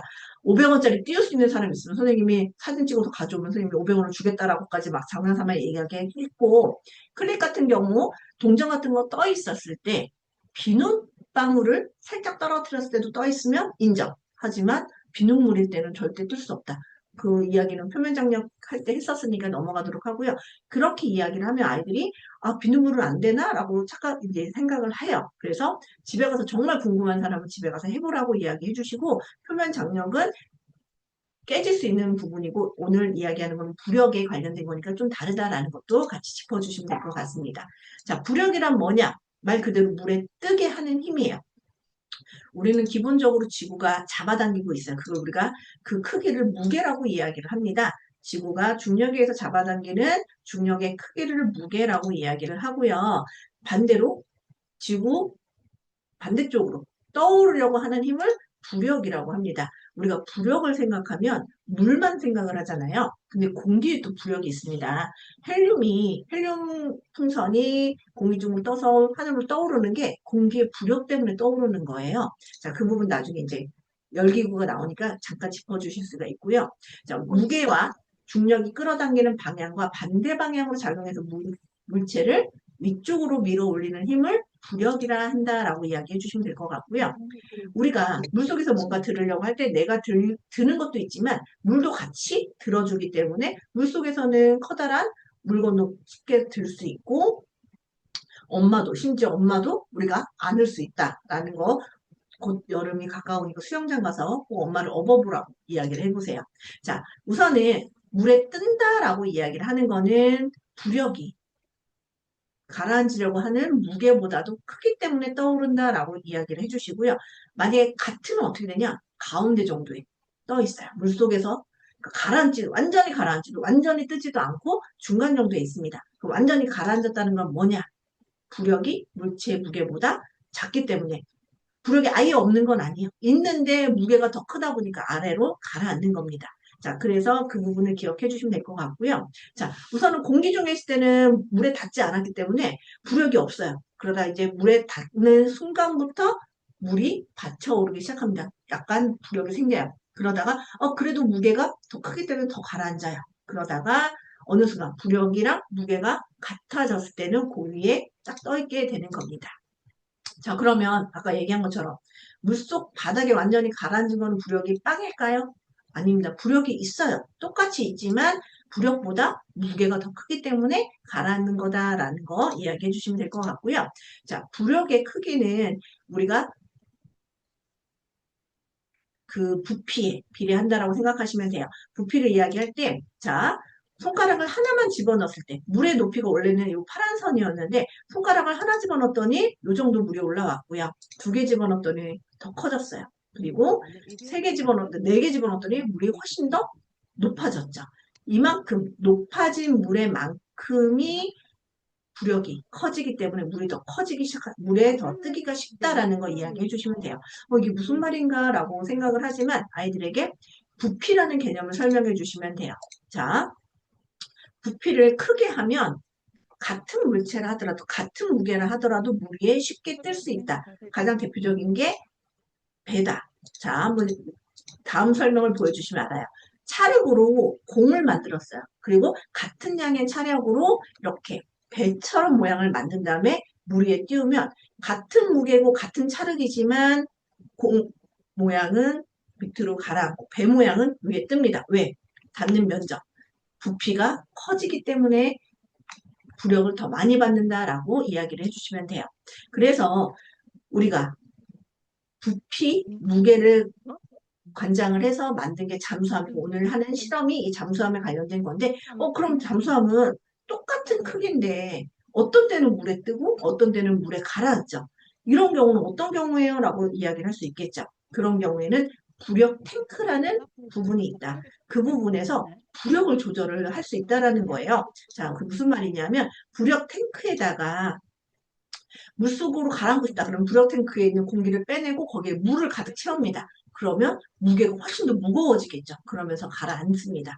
그래서 밑으로 내려가서 운행을 하다가 자, 난 떠오르고 싶어 했을 때는 그 부력 탱크에 있는 물을 다 내보내고 거기를 공기로 가득 채워요. 그럼 가벼워지겠죠. 가벼워지면서 위로 떠오르게 되는 거예요. 부력이 커지면서 떠오른다. 가벼워지니까. 그 원리를 이야기해 주시면 될 것 같고요. 일상 속에서 이 부력을 이용하는 것들이 가장 우리 물놀이 할 때 많이 있다. 튜브, 구명조끼, 내지는 이 식물들도 물에 떠 있는 식물들은 부력을 이용하기 때문에 연꽃잎이나 이런 수령 같은 잎이 널찍하게 되어 있는 거다라고도 이야기해 주시면 될 것 같고요. 이 엄청나게 커다란 유람선은 보면 제가 층수를 세워봤더니 한 10층 되더라고요. 굉장히 크고 무겁지만 그 사이사이에 공기로 가득 찬 객실 같은 거 있기 때문에 이 배 안에도 공기로 가득 차 있기 때문에 많은 부력을 받아서 물 위에 떠 있을 수 있다라고 이야기를 해주시면 될 것 같아요. 그리고 뭐 장난감이라든지 그 아까 얘기한 공기에도 부력이 있다라는 거는 이 열기구를 이용해서 밀도가 낮게 해서 밀도가 작아진 공기가 위로 올라가고 밑으로는 부력이 크게 공기가 부력으로 받쳐주는 거다라는 것까지 같이 이야기해 주시면 될 것 같고요. 잠수함 만들기는 정말 쉬워요. 저희 1, 2학년 친구들도 정말 손쉽게 만들었는데 문제는 몇 가지 좀 보완사항이 좀 있어요. 그래서 선생님께서 글루건이나 이런 것들을 좀 준비해 가시면 좋겠다라는 생각이 좀 들더라고요. 그래서 제가 만드는 방법하고 좀 실험 영상을 좀 보여드리도록 하겠습니다. 잠시라면? 여기 보여지실지 모르겠지만 수조가 있고요. 먼저 만든 거를 좀 보여드릴게요. 여기 보시면 잠수함에 구멍들이 굉장히 많이 뚫려 있어요. 그렇기 때문에 잠수함을 수조에 넣으면 물이 들어가면서 좀 기다려 주셔야 돼요. 충분히 가라앉을 때까지. 물이 다 들어가서 충분히 가라앉을 때까지 좀 기다려 주시고 가라앉지 않으면 공기를 좀 빼주세요. 빼주면 가라앉습니다. 자, 가라앉는 상태에서 호스를 통해서 주사기로 공기만 주입해주면 돼요. 주입해주면 이렇게 떠오르는 게 보입니다. 이게 다예요. 근데 아이들이 너무 좋아해요. 그래서 나중에는 여름에 하시기 좋은 이유 중에 하나도 나중에 아이들이 이제 좀 시간이 좀 남았을 경우 주사기로 물총 싸움을 좀 하더라고요. 그래서 아이들에게 물총 싸움 할 수 있게 좀 시간도 주시면 좋을 것 같아서 될 수 있으면 여름방학 때 해주시면 좋을 것 같습니다. 만들기는 좀 쉽거든요. 근데 PPT하고 순서를 좀 저는 좀 바꿔서 설명을 좀 드리려고 해요. 자, 제가 먼저 해야 되는 것 중에 하나가 풍선입니다. 자, 풍선을 보시면 이렇게 아까 제가 말씀드린 것처럼 물풍선이 들어있어요. 물풍선이 굉장히 얇기 때문에 아이들이 찢어지는 경우가 있어서 좀 주의해 주셔야 되는데 여기 보시면 공기 주입관이 있습니다. 이 주입관이 보시면 한쪽은 매끈하고 한쪽은 이렇게 볼록하거든요. 여기에 이 풍선을 걸쳐 주셔야 돼요. 그래야지 풍선이 빠져나가지 않습니다. 이렇게 걸쳐 주시고요. 그리고 나서 여기에 보시면 윗면이거든요. 윗면의 동그란 구멍 쪽으로 얘를 쭉 밀어서 넣어주시면 돼요. 근데 이게 생각보다 되게 잘 빠지거든요. 그래서 이 부분을 뭐 글루건이나 이런 거로 고정해 주실 수 있으면 고정해 주시면 되고요. 나는 필요 없다라고 하시면 굳이 안 해주셔도 상관은 없을 것 같습니다. 아이고, 윗면을 잘못 찾았네요. 이렇게 꾹 넣어주시고요. 그리고 나서 해주셔야 되는 게 호스를 본체 아랫판하고 결합하기 전에 연결을 먼저 해주세요. 이 호스를 연결하다가 본체를 결합한 다음에 하면 이 호스 때문에 얘가 계속 밀려 들어가더라고요. 그리고 또 하나는 호수가 살짝 구멍보다 조금 커서 잘 안 들어가거든요. 우리 이렇게 비틀어서 돌려가면서 넣으면서 넣어주셔야 돼요. 자, 근데 들어갈 땐 잘 안 들어가는데 또 빠지는 건 또 잘 빠지더라고요. 그래서 혹시 보강해 주시고 싶은 분들은 여기에 테이프나 아니면 글루건 같은 거로 보강 한번 해주셔도 될 것 같습니다. 자, 그리고 이제 아래판으로 넘어올게요. 자, 아래판으로 넘어오면 여기 부분에 무게추에 해당되는 너트를 넣어주세요. 그리고 무게추가 빠지지 않게 못으로 된 플라스틱 못으로 고정을 해줍니다. 자, 그러면 만들기는 끝난 거예요. 자, 얘 두 개를 합체를 하시는데 잘 보시면 이 풍선이 요 너트 요 부분으로 위치를 해야 똑바로 떠오르고요. 앞쪽으로 가는 경우는 앞에만 이렇게 먼저 떠올라요. 그러니까 아이들에게 원하는 위치 넣어도 된다라고 이야기해 주시지만 원래 위치는 요 너트와 요 부분 가운데 부분에 맞게끔 넣어주세요.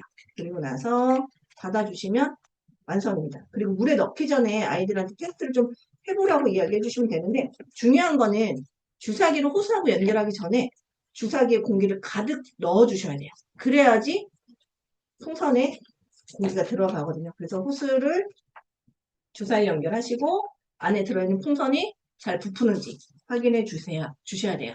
그래야지 나중에 수조에서 실험을 할 수 있습니다.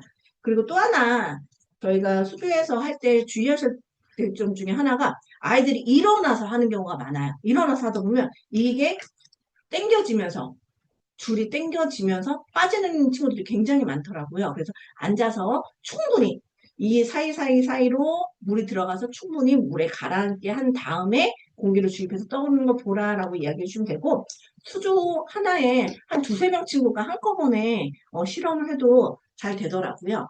그래서 실험하시면 굉장히 재밌게 하실 수 있으실 것 같습니다. 더운 여름에 시원하게 하실 수 있으실 것 같아요. 저희 잠수함은 간단하고 이렇게 부력 관련해서 설명해 주시고 만들게 하시면 어려움 없이 하실 수 있으실 것 같습니다. 자, 그리고 이번에는 무한 터널이에요. 저는 만약에 저학년 공개 수업을 하신다고 하면 이 무한 터널을 좀 추천드리고 싶은데요. 자, 좀 양면 테이프 부분만 이슈만 해결하시면 될 것 같아요.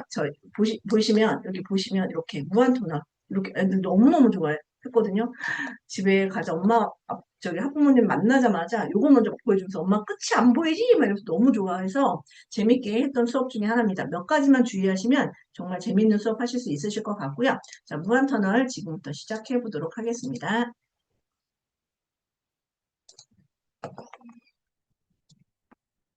그리고 문의 주신 선생님이 계신데 제가 오늘 연수한 거는 유튜브에 올리고 유튜브에서 아마 각 지사에서 알려주실 거예요. 유튜브 주소를. 그럼 유튜브에서 똑같은 내용 지금 녹화하고 있거든요. 그대로 보실 수 있으실 겁니다. 자, 이제 무한터널 같이 진행해 보도록 하겠습니다. 자, 반사를 이용한 거예요. 반사 이용한 상황이기 때문에 저 같은 경우는 깨비퀴즈에서 시작하기 전에 유튜브에서 깨비퀴즈 반사를 치면 첫 장면이 이렇게 친구가 깨비가 이쪽 막 생기는 장면이 첫 썸네일로 나오면서 나오는 거울의 반사에 대한 영상이 있거든요. 그걸 먼저 보여주고 시작을 했어요. 그랬더니 아이들이 요거야. 우리가 만들려고 하는 게 이렇게 무한으로 생기는 거다라고 이야기를 하고 시작했더니 재밌어 하더라고요. 자, 진행해 보도록 하겠습니다. 빛의 반사 원리에 대해서 알아보도록 할 거고요. 자, 우선은 반사가 된다라는 거, 낮에 같은 경우 저는 이제 여기 지금 재료에 거울이 들어있으니까 거울을 가져다가 저희 어렸을 때 그런 장난 많이 했잖아요. 창가에서 이렇게 옆에 친구한테 이렇게 거울 반사되게끔 만화로 나와 있긴 하지만 아이들이 이게 무슨 내용인지 잘 모르고 있다가 실제적으로 창가에서 거울로 이렇게 반사를 해서 보여줬더니 너무 좋아하더라고요. 그렇게 해서 한번 아이들하고 첫 시작할 때 흥미를 돋궈주시면 좋으실 것 같고요. 자, 손거울을 이용해서 저렇게 반사되게끔 이야기를 하는 거 같이 먼저 실험해보고 시작하셔도 좋을 것 같습니다. 자, 거울 말고도 우리가 빛을 반사를 해서 볼 수 있는 것들이 뭐가 있을까라고 이야기했을 때 컵은 생각하지 못하는 친구들이 많아요. 근데 유리컵도 사실 볼 수 있잖아요. 반사돼서. 그리고 매끈한 금속 숟가락 같은 경우는 우리가 봤을 때 거꾸로 보이는 형태가 있기 때문에 특히 많이 먹어서 스크래치가 많이 난 숟가락은 잘 안 보이지만 셀 숟가락 같은 경우 내 얼굴이 그대로 거의 보일 수 있기 때문에 맨들맨들한 동전이나 숟가락에서도 우리가 거울처럼 비춰서 볼 수 있다. 그리고 CD 같은 경우는 당연히 알 수 있고 저번에 팽이를 해봐서 그런지 알더라고요. 자, 반사하는 원리는 무엇이냐? 우선은 빛이 만나면 빛의 성질에 대해서 좀 이야기를 해주셔야 돼요. 자, 빛은 곧게 똑바로 나아가는 성질이 있다. 자, 그림에서도 보여지다시피 이렇게 똑바로 나아가는 성질, 직진하는 성질을 가지고 있어서 지금 두 사람 같은 경우는 오른쪽에 있는 친구는 잘 볼 수 없지만 오히려 왼쪽에 있는 친구는 똑바로 나아가기 때문에 볼 수 있다라는 것도 같이 이야기해 주시고요. 대신에 빛은 똑바로 가다가 어떤 물체에 부딪히면 튕겨져 나오는 현상인데 그거를 반사라고 한다라고 이야기를 해주시면 돼요. 반사는 모든 물체에 일어납니다.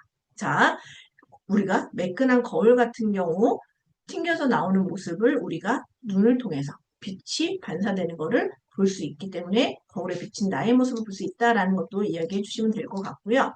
자, 이때 너무 많은 양의 빛이 들어오면 눈도 부시기도 하다. 근데 종이나 바닥 이런 데는 왜 우리 모습이 비춰지지 않느냐?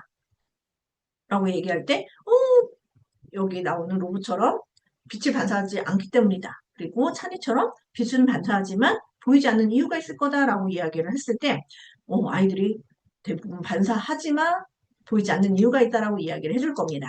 자, 왜 그러냐? 빛은 들어오면 반사가 되는 입사각과 반사각은 예전에 배웠으니까 넘어가도록 하고요. 매끄러운 거울이나 매끄러운 유리는 일정한 방향으로 빛이 나아갑니다. 그래서 또렷하게 보여요. 그런데 울퉁불퉁한 것은 들어온 방향에 비해서 접점이 수직으로 반사가 입사각이 되면 반사각이 나가기 때문에 여러 방향으로 흩어져서 나간다라는 거예요. 매끈하면 똑바로 나왔다, 똑바로 나가지만 기울어져 있으면 똑바로 나왔던 게 이쪽으로 가고 이렇게 기울어져 있으면 이렇게 나가고 각각의 동일한 상태로 빛이 들어와도 면이 울퉁불퉁하면 반사되는 각도가 다 다르다라는 거예요. 이걸 우리가 난반사라고 이야기를 하고 그렇기 때문에 우리의 모습을 거울처럼 볼 수는 없다라고 이야기를 합니다. 그래서 자, 그 차이를 똑같은 그림을 보여주고 이야기를 합니다. 매끄러운 잔잔한 호수에서는 거울처럼 비춰지는 산의 모습이 보이지만 울렁울렁 거려서 물결이 평평하지 않고 매끈하지 않은 상태에서는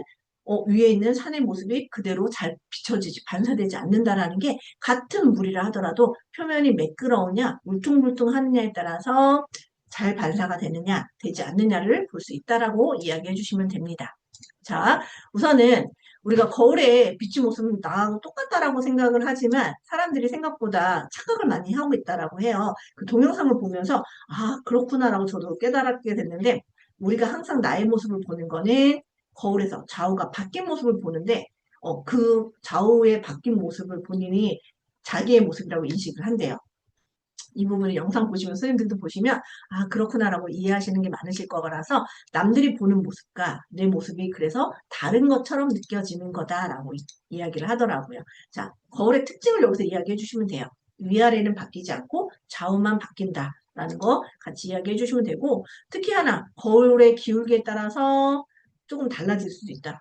그래서 이제 선생님 옷 사러 가면 항상 이뻐서 사가지고 왔는데 집에서 입어보면 그 옷이 다른 옷 같이 느껴지는다라고 이야기를 해주시는 경우 같이 아이들이 공감을 해줄 거예요. 그래서 어떻게 기울기를 놓느냐에 따라서 날씬해 보일 수도 있고 뚱뚱해 보일 수도 있다라는 것도 같이 이야기해 주시면 될 것 같습니다. 그리고 아까 얘기한 친구들이 보는 모습과 좌우 모습이 바뀌어서 보이기 때문에 인식하는 게 좀 달라질 수 있다라는 거 같이 이야기해 주시면 될 것 같고요. 그래서 특별하게 거울 두 장 돼서 좌우가 반전되지 않는 거울이 있다라고 하더라고요. 제 기억 속으로는 아마 일본인이 발명을 했다라고 기억이 나기는 해요. 자, 그리고 또 하나는 우리가 반사가 됐을 때 거리가 나와 거울이 있는 거리만큼 안에 보이는 상도 떨어져 있다라는 거 간단하게 설명해 주시면 될 것 같고요. 자, 이번에는 나오는 것 중에 하나는 이제 거울에 비춰진 모습이 상이라고 하는데 그거를 이제 각도 조절을 하면서 나오는 상의 개수 6학년에 아마 나올 거예요. 자, 이렇게 평면 거울 때는 원래 모습 하나, 비친 모습 상 하나 해서 두 개가 보이는 거죠. 자, 120도일 때는 원래 물체 하나, 상 2개 해서 총 3개가 보이죠. 이거를 선생님들이 계산하시기 쉬운 거는 어떻게 하시면 되냐 하면 상하고 원래 물체를 다 합치세요. 지금 같은 경우 120도면 상이 2개 그리고 원래 물건 하나에서 3개잖아요. 자, 3개와 각도를 곱하면 360이 나옵니다. 자, 360이 나오게끔만 하면 그 개수를 찾아낼 수가 있어요. 자, 예를 들어서 90도다라고 하면 4개가 생겨야 되겠죠. 9, 4, 36이니까. 원래 물체 하나니까 상은 그럼 3개가 생기는 겁니다. 자, 45도면 총 9개가 있어요. 8개가 있어야 되겠죠. 그래서 원래 물체 하나, 그리고 상은 7개. 이렇게. 이런 식으로 계산하시면 30도일 때는 11개. 더 각도가 짧아지면 더 많은 걸 유추해내실 수가 있고요. 이렇게 평면으로 평행하게 놓으면 무한으로 거울이 보인다라고 이야기를 해주시면 돼요. 그래서 우리가 무한으로 보이는 거울을 만들어 볼 거다라고 이야기를 같이 해주시면 될 것 같고요. 만드는 방법은 크게 어렵지는 않아요. 근데 아까도 제가 말씀드렸다시피 양면 테이프가 이슈가 좀 될 것 같아요. 그래서 저 같은 경우는 우선은 양면 테이프를 해볼 수 있는 사람은 해봐. 대신에 선생님이 글루건도 가져왔기 때문에 글루건으로 해보고 싶은 사람은 글루건으로 도와줄게 라고 얘기했더니 처음에는 본인이 해보겠다고 하다가 나중엔 글루건으로 다 몰려오기는 했어요. 그래서 제가 만드는 방법 간단하게 설명드리고 이야기해 보도록 하겠습니다. 생각보다 아이들이 잘 만들어서 공개 수업을 해도 정말 좋겠다라는 생각을 한 이유 중에 하나 제가 좀 말씀을 드려볼게요. 기본적으로 이렇게 제품이 되어 있고 제가 좀 다 뜯어놨어요. 자, 선생님들께 빨리 보여드리려고 뜯어놨고요. 우선은 이렇게 뒷면에다가 양면 테이프가 이렇게 스펀지가 들어있는 게 있고요. 그냥 얇은 양면 테이프가 있어요. 양면 테이프를 이렇게 4군데를 붙여서 거울을 붙여줍니다. 여기서 주의하실 점은 거울 종류가 2가지가 있어요. 자, 이렇게 파란 필름이 붙여 있는 게 있고요. 우리 일반 거울처럼 아예 한쪽이 막혀 있는 게 있거든요. 막혀 있는 거울을 사용하라고 이야기해 주셔야 돼요. 이 거울 바뀌면 안 됩니다. 자, 막혀 있는 거울을 필름지를 떼어내고 먼저 붙인 다음에 필름지를 떼어내는 게 더 깔끔하기는 해요. 자, 붙여주세요. 저는 요거를 양면 테이프 할 수 있는 사람은 하고 안 되는 사람은 글루건으로 다 붙여줬습니다. 자, 그리고 나서 이렇게 U자처럼 생긴 애를 붙여주는데 잘 보시면 자, 여기 한쪽은 좀 좁고요. 한쪽은 넓어요. 얘도 마찬가지고요. 자, 그래서 방향을 맞춰서 한쪽이 좁고 넓은 거를 보시고 거울에 맞춰서 붙이는 친구들이 있는데 거울에 맞추지 말고 요 테두리에 맞추라고 이야기를 해주세요. 자, 그 거울에 맞추다 보면 첫 번째 건 잘 붙이는데 두 번째 거 잘 못 붙이더라고요. 그래서 붙여주시는데 위에를 살짝 좀 띄워서 살짝만 띄워서 이렇게 붙이라고 이야기를 해주세요. 자, 여기까지는 크게 어렵지 않고요. 그 다음 것도 그 다음 단계에서 제가 좀 걱정했는데 아이들이 잘하는 것 중에 하나가 자, 이렇게 스펀지 들어있는 테이프가 3개가 들어있어요. 자, 얘를 자, 우선은 아랫부분에 가운데를 중심으로 해서 붙여줍니다. 자, 이렇게 붙여주고요. 그리고 이쪽에 하나, 이쪽에 하나를 붙여주라고 이야기해 주시면 돼요. 테이프가 조금 짧거든요. 그래도 상관없이 붙여주라고 하면 아이들이 1학년 친구들도 잘 붙이더라고요. 이렇게 붙여주고 이쪽도 이렇게 붙여줍니다. 옆면으로 붙여주시면 돼요.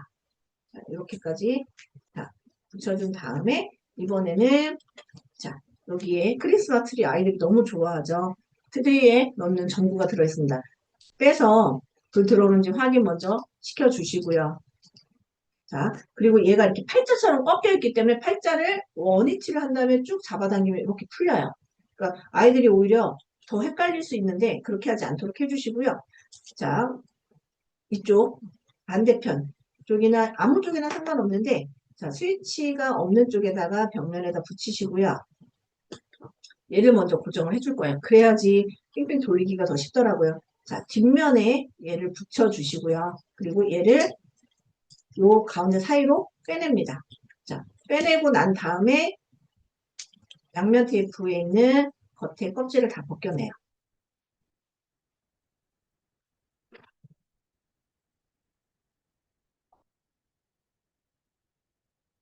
껍질을 벗겨낸 다음에 이 테이프 따라서 얘를 돌려서 붙여줍니다.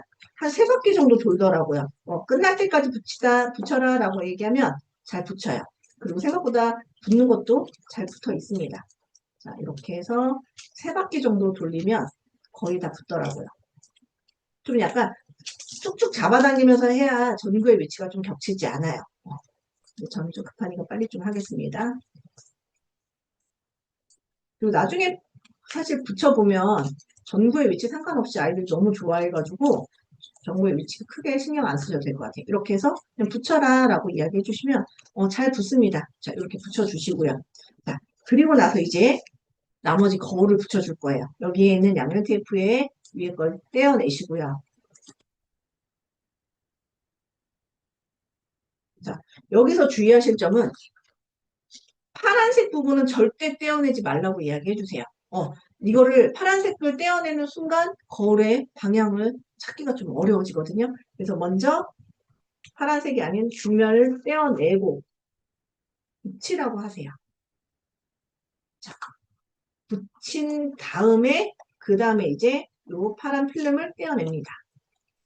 순서를 꼭 잊지 마세요. 그리고 교재에도 파란색을 떼어내지 말고 붙이라고 되어 있으니까 참고하시면 되고요. 자, 이제 되어 있는 대로 양면 테이프나 이것도 저는 글루건으로 붙여줬어요. 양면 테이프 떼어내서 이렇게 해주시면 됩니다. 자, 이러면 딱 보기에는 거울이잖아요. 자, 거울인데 얘를 불을 딱 켜는 순간 오 마이 갓. 너무 잡아당기면 불이 안 들어오더라고요. 잠시만요. 이런 이슈가 생겨버렸네요. 잠시만요.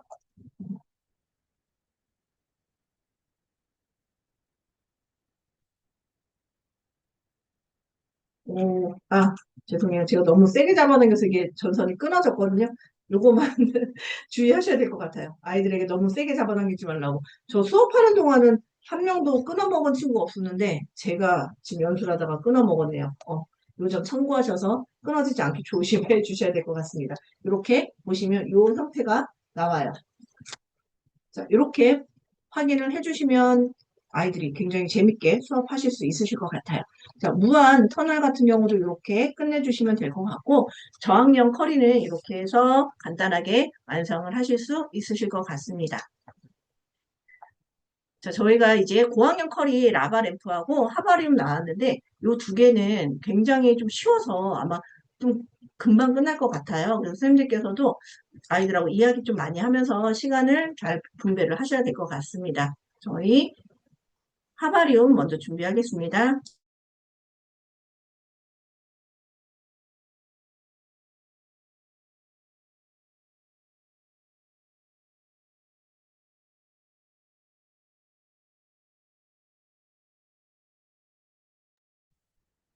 자, 하바리움 같은 경우는 지금 아마 공지 받으셨겠지만 그 제공된 드라이 플라워가 조금 작아서 다시 제공을 한다라고 이야기를 해서 저도 좀 기다리고 있긴 한데 제가 지금 만든 거는 여기 기존에 들어있는 거 하나 받았거든요. 근데 이거 하나 정도 넣어도 그냥 깔끔하니 괜찮은 것 같아요. 그래서 오늘은 요 하바리움 드라이 플라워를 이용한 하바리움 관련해서 이야기 해보도록 하겠습니다.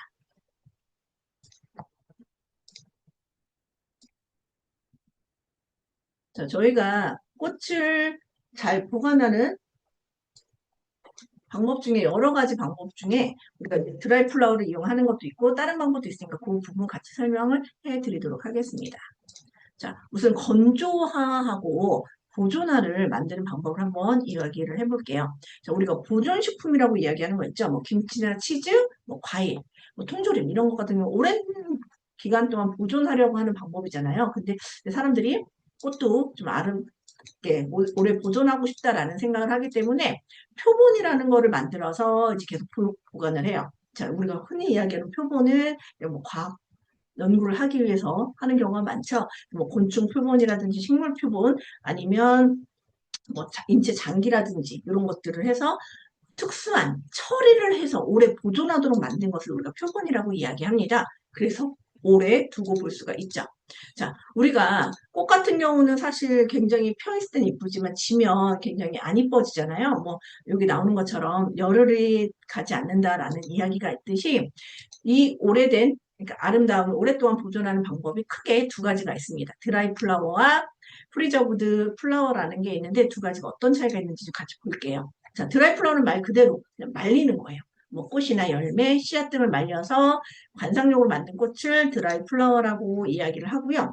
보통 앞, 앞화로 많이 이렇게 압축되지. 우리 예전에 꽃 같은 거 수집해서 책에다가 압축했듯이 그렇게 하는 압화도 있고요. 그냥 그 모양 그대로 드라이 플라워 하는 경우도 있습니다. 요즘에는 많이 기술이 발전돼서 진짜 이쁘게 꽃이 말려지는 것 같아요. 그리고 주의할 점은 수분이 없기 때문에 만지면 딱딱하고 부스러져요. 저희가 제공해드린 드라이 플라워도 좀 그래요. 그래서 아이들에게 부서지지 않게 조심하라고 꼭 한번 이야기해 주시면 좋을 것 같습니다. 그래서 말리는 방법은 그냥 집에서 흔히 하는 방법 중에 하나는 바람이 잘 통하는 곳에 거꾸로 매달아서 말리기도 하고요. 저 실리카게 우리 저희 제습제 했었잖아요. 실리카게를 있는 통 안에다가 꽃 같은 걸 넣어서 드라이 플라워를 만들기도 합니다. 그리고 아예 자연스럽게 그냥 마르게 하는 경우도 있고요.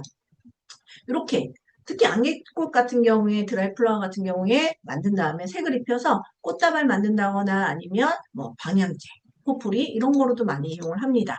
그리고 좀 전에 얘기한 프리저브드 플라워 같은 경우는 특수한 용액으로 진짜 생화처럼 만드는 거예요. 자, 어떻게 만드는지 한번 보도록 하면 우선 기본적으로 생화처럼 싱싱해 보이고요. 여러 가지 색깔로 염색도 할 수 있어요. 그리고 보존 기간이 생각보다 길어요. 1년에서 5년 정도까지가 된다라고 하는데 어떻게 만드느냐 봤더니 자, 우선은 꽃을 탈수 용액이라는 곳에 담급니다. 우리가 김치를 담글 때 보면 배추에다가 소금을 막 뿌려놓으면 배추에 있는 수분이 빠져나오잖아요. 그것처럼 삼투 현상을 이용해서 농도가 짙은 탈수 용액에 담가 놓으면 안에 있는 수분하고 색소가 빠져나옵니다. 자, 삼투 현상은 아마 예전에 여러 차례 했으니까 한번 꼭 읽어주셔서 농도가 높은 곳에서 농도가 낮은 곳 쪽으로 물이 죄송합니다. 농도가 낮은 곳에서 높은 곳으로 빠져나가는 물이 이동해 가는 현상 삼투압이고요. 소금을 뿌려 놓으면 소금 쪽이 농도가 높으니까 안에 있는 배추 안에 있는 물들이 빠져나가듯이 농도가 높은 용액에 담가 놓으면 꽃이나 식물들에 있는 물이 바깥으로 빠져나오는 형태가 됩니다. 자, 그렇게 해서 하얗게 된대요. 저도 직접 해보진 않았지만 하얗게 되면 그거를 가져다가 보존 용액이 침투하게끔 보존 용액 속에다가 담그는 겁니다. 보존 용액에다가 담글 때 색소도 같이 넣으면 그 색소도 같이 침투가 되겠죠. 그러면서 다시 생활 느낌으로 돌아온다라고 이야기를 합니다. 자, 이런 경우는 진짜 생활 느낌이 많이 나기 때문에 꽃다발 아니면 장식품도 진짜 꽃을 그대로 넣나 보다라고 느낌이 되는 정도로 만들어져 있다라고 하고요. 이 볼펜 만드는 거는 선생님들이 보시면 아시겠지만 굉장히 간단하고요. 아이들이 좀 실망하겠는데 라는 생각을 하는데 제가 그 다른 곳에서 여기 수업을 한번 해본 적이 있는데 아이들이 생각보다 나만의 볼펜을 갖는다라는 거에 굉장히 좋아하더라고요. 이제 부모님들이 볼펜을 잘 안 사주셔서 그런지는 몰라도 볼펜을 갖는다는 거에 너무 좋아해서 저희가 그대로 만들어 보는 거를 해보도록 하겠습니다.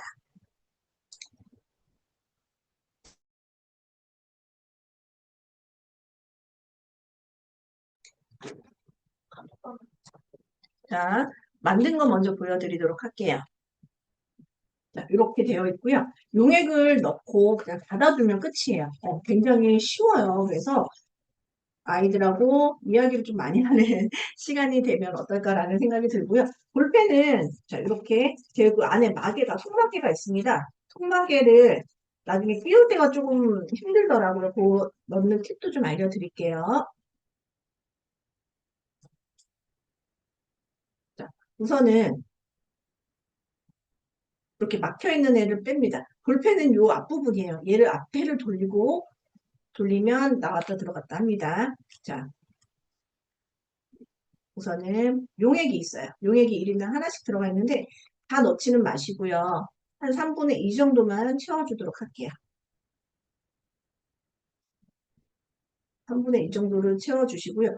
얘가 지금 뒤집혀 있는 상태이기 때문에 뒤집힐 거라를 예상을 하고 꽃을 방향을 주의해서 넣어주시면 돼요. 오히려 너무 많은 것보다 이 정도가 저는 괜찮은 것 같아서 그대로 사용을 하려고 합니다. 한 줄기를 이대로 넣고요. 들어가다 말면 여기 지금 앞부분을 가져다가 살며시 밀어 넣으면 이 정도까지 들어갑니다. 자, 그리고 나서 나머지 부분을 여기 금태가 있는 부분 정도까지만 채워주시면 될 것 같아요. 더 넣으셔도 상관없는데, 자, 이렇게까지 한 다음에 얘를 넣으려고 했더니 여기 공기층이 있어서 생각보다 잘 안 들어가더라고요. 이 용액은 또 미끄럽고 해서 잘 안 들어가는데 약간 비스듬히 넣는 상태에서 뾰족한 거로 여기를 살짝 눌러서 이렇게 넣어주시면 들어가더라고요. 이거는 좀 몇 번 시도를 해서 이렇게 뾰족한 부분을 넣어서 눌러주시면 들어가게 됩니다. 이렇게 해서 꼭 닫아주세요. 생각보다 다시 튀어나오는 경우가 많아요. 저 같은 경우도 여러 차례 해서 넣었거든요.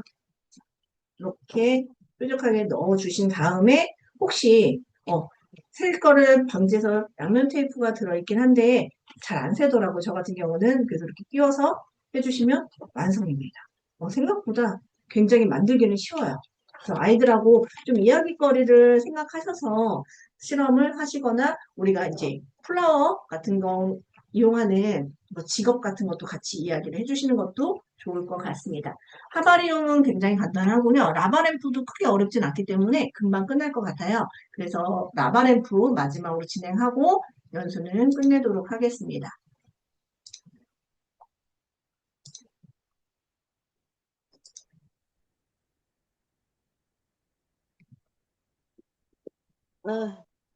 라바램프는 예전에 아마 선생님들 많이 해보셨을 것 같은데 이번에는 그냥 단순하게 예전에는 이제 물하고 기름 넣고 거기에 이제 발포 비타민 넣어가지고 발포 비타민의 반응으로 인해서 라바 이렇게 용암처럼 끌어올리는 거를 많이 하셨을 것 같아요. 근데 이번에는 거기에 더해서 지시약까지 들어갔습니다. 그래서 지시약 성분이 들어가서 예전에 사용한 BTB 용액을 가지고서 색깔까지 변하는 라바램프를 같이 만들어 보도록 하겠습니다.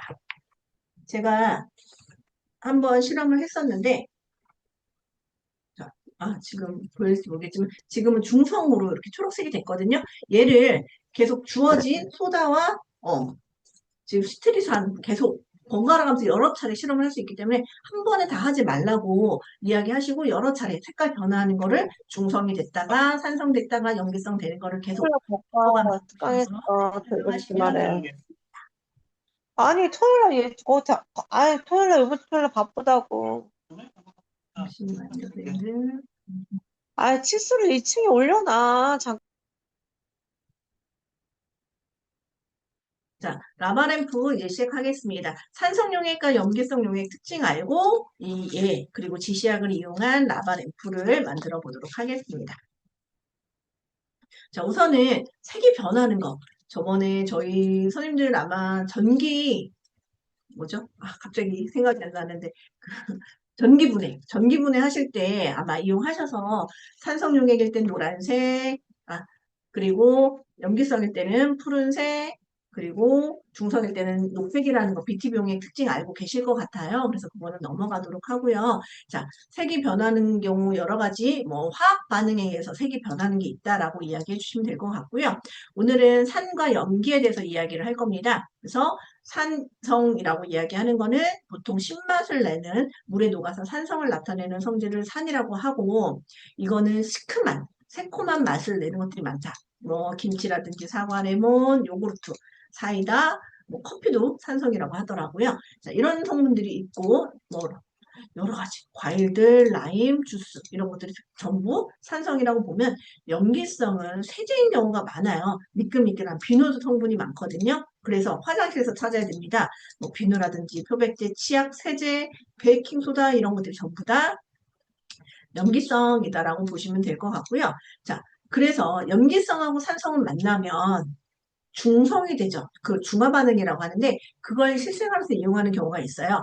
자, 생선의 비린내는 염기성 물질인데 그 비린내를 산성 물질인 레몬을 뿌리면 중성이 돼서 냄새가 없어지는 현상이 생기게 됩니다.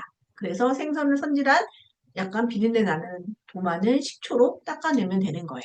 자, 그리고 또 하나, 우리가 변기에 모여있는 세제가 있어요. 이렇게 뭐라, 약간 딱딱한 치석같이 묻어있는 때는 염기성이기 때문에 그때는 염기성인 세제가 아닌 산성 용액인 변기용 세제로 따로 청소를 해야 합니다. 자, 그리고 염기성 같은 경우는 단백질을 녹이는 성질이 있어요. 그래서 비누에 많이 사용이 되고 우리 몸에 있는 단백질을 녹여서 나온 게 때잖아요. 그 때 같은 거를 없애주는 역할을 합니다. 그래서 단백질을 녹이는 성질을 위해서 머리카락 같은 경우에 막혀있을 때 우리 뻥 뚫어 이런 거 붙잖아요. 그게 다 염기성 용액이라고 생각하시면 돼요. 그래서 하수구 세정제는 염기성으로 되어 있고 하수구가 뚫립니다. 그래서 뭐 락스라든지 이런 것들을 이용해서 단백질을 제거를 할 수가 있고요. 우리가 벌레 물리는 약 바르잖아요. 예전에는 뭐 벌소인데 뭐 된장 바르고 뭐 이랬는데 우리가 흔히 이야기하는 버물리 같은 경우는 염기성을 띠고 있습니다. 왜냐? 벌에 쏘이거나 이런 부분은 산성으로 되어 있기 때문에 중화해서 가려움을 줄이기 위해서 염기성으로 되어 있는 경우가 많아요. 자, 그런데 산성인지 염기성인지 알아보는 방법은 사실 뭐 산성류 주스 같은 거에 먹어보면 상관없지만 비눗물 같은 거 먹으면 큰일 나잖아요. 알아보는 시약이 있습니다. 산성인지 염기성인지 알아보는 시약을 우리가 지시약이라고 이야기를 합니다. 그래서 그 지시약은 여러 가지, 한 가지 종류만 있는 게 아니라 여러 가지 있다라는 거 알려주시면 되고요. 자, 우선은 리트머스 시험지가 있어요. 가장 대표적인 거죠. 이 경우는 빨간색 리트머스 시험지는 염기성 용액에 담그면 파랗게 변하고 파란 리트머스 시험지는 산성 용액에 담그면 빨갛게 변하는 거예요. 그거를 통해서 산성인지 염기성인지 구분을 할 수 있고요. 자, 우리가 산성인지 염기성인지에 따라서 1부터 13까지 수치로 또 수치화해 놓은 게 있거든요. 그 pH 지수라고 하는데 이 맞는 지시약을 통해서 색깔이 어느 색깔로 나오냐에 따라서 1번부터 14번까지 그 숫자로 표현을 할 수가 있습니다. 그래서 가장 가까운 색깔에 해당되는 걸 생각하시면 되고 중성이 한 7 정도 되고 1부터 6까지는 산성, 8부터 14까지는 염기성으로 생각하시면 돼요. 자, 그 외에도 색깔이 변해서 나타나는 지시약이 있거든요. 6학년이 되면 이거를 좀 실험을 해요. 뭐 양배추 지시약이나 이런 거로도 하기도 하고요. 가장 대표적인 게 리트머스 용액, 우리가 오늘 사용하는 BTB 용액, 그리고 메틸 오렌지, 페노프탈테인 용액 등이 있는데 우리가 BTB를 사용하는 이유는 BTB는 산성, 중성, 염기성일 때 모두 다 색깔이 달라요. 자, 반면에 페노프탈렌 용액은 염기성만 찾아낼 수가 있고요. 메틸 오렌지 같은 경우는 산성만 눈에 띄게 바뀌기 때문에 세 가지 산성, 중성, 염기성을 모두 찾아낼 수 있는 것은 BTB 용액이라서 우리가 오늘 BTB 용액을 사용하게 됩니다. 자, 메틸 오렌지 용액을 떨어뜨렸는데 붉은색으로 변했다. 산성이고요. 자, BTB 용액을 떨어뜨렸는데 파란색으로 변했다? 그럼 염기성인 겁니다.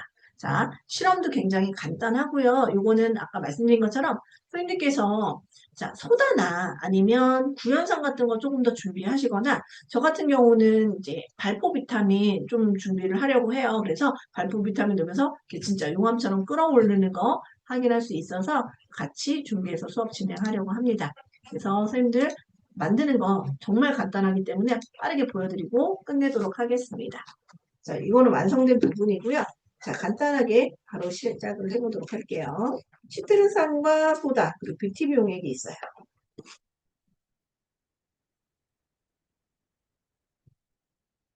기본적으로 물, 비커도 들어있기 때문에 물을 40ml 계량해서 용기에다가 부어줍니다.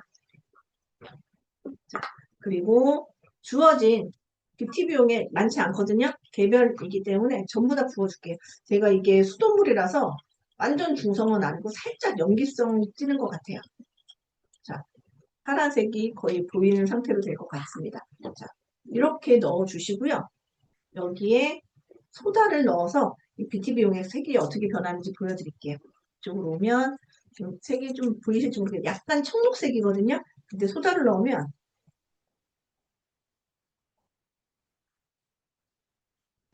완전히 푸른색, 파란색으로 변하는 게 보이실 거예요. 화면에 잘 표현이 될지 모르겠지만 완전히 파란색으로 보여요. 자, 여기 들어있는 스푼에 작은 쪽으로 한 숟가락 넣었거든요. 그런데도 파랗게 변하는 게 바로 보입니다. 자, 그리고 나서 제공된 오일을 그냥 한 통을 다 넣어주도록 할게요. 오일을 부어주겠습니다. 다 부어주고, 그리고 나서 그다음부터는 이제 시트르산을 넣으면서 변화를 보는 거예요. 자, 당연히 기름이 위에 떠 있고요. 자, 시트르산을 넣어주면 시트르산이 기름 아래로 떨어지면서 물과 반응을 시작합니다. 그러면서 색깔이 변하기 시작을 해요. 자, 그리고 시트르산과 소다가 만나면서 이산화탄소가 발생해서 뽀글뽀글 올라옵니다. 자, 이거는 제가 공유 화면을 중지하고 이 PC 화면으로 좀 보여드릴게요. 자, 여기 보여지시나요? 지금 이쪽이 닿는 부분은 파란색이 남아있고 지금 시트르산이 들어가면서 노란색으로 변하면서 뽀글뽀글 끌어올리는 모습을 보이실 수가 있어요. 자, 이렇게 하나하나 용암처럼 끌어오른다라고 해서 라바 램프예요. 자, 이렇게 해서 시트르산이 어느 정도 반응 끝났다라고 하면 여기에 다시 또 소다를 넣어보세요. 그러면 다시 또 색깔이 변합니다. 소다를 제가 조금 급하니까 빨리 넣고 보여드릴게요. 자, 다시 또 소다를 넣었거든요. 소다가 또 녹으면서 다시 또 색깔이 변합니다. 그러면서 결론은 이렇게 중성이 되는 색깔까지도 왔어요. 이거를 하시고 여기 밑에 부분에서 프레쉬를 이렇게 핸드폰 프레쉬 같은 걸 비춰주시면 굉장히 이렇게 뽀글뽀글 올라오는 게 멋있거든요. 그것도 같이 보여주셔서 라바 램프를 이야기해 주시면 될 것 같습니다. 그래서 오늘은 BTB 용액을 이용한 지시약, 색 변화를 관찰하는 실험까지 해보았고요. 크게 어려운 내용도 없고 아이들이 만들기 어려운 내용 없으니까 아이들하고 즐거운 수업 진행하실 수 있으실 것 같습니다. 혹시 이 라바 램프에 관련해서 궁금하시거나 질문 있으신가요? 네. 없으시면 오늘 연수는 이것으로 마치도록 하겠습니다. 오랜 시간 너무 수고하셨고요. 다음 달에 다시 또 뵙겠습니다. 수고하셨습니다. 감사합니다. 감사합니다. 감사합니다.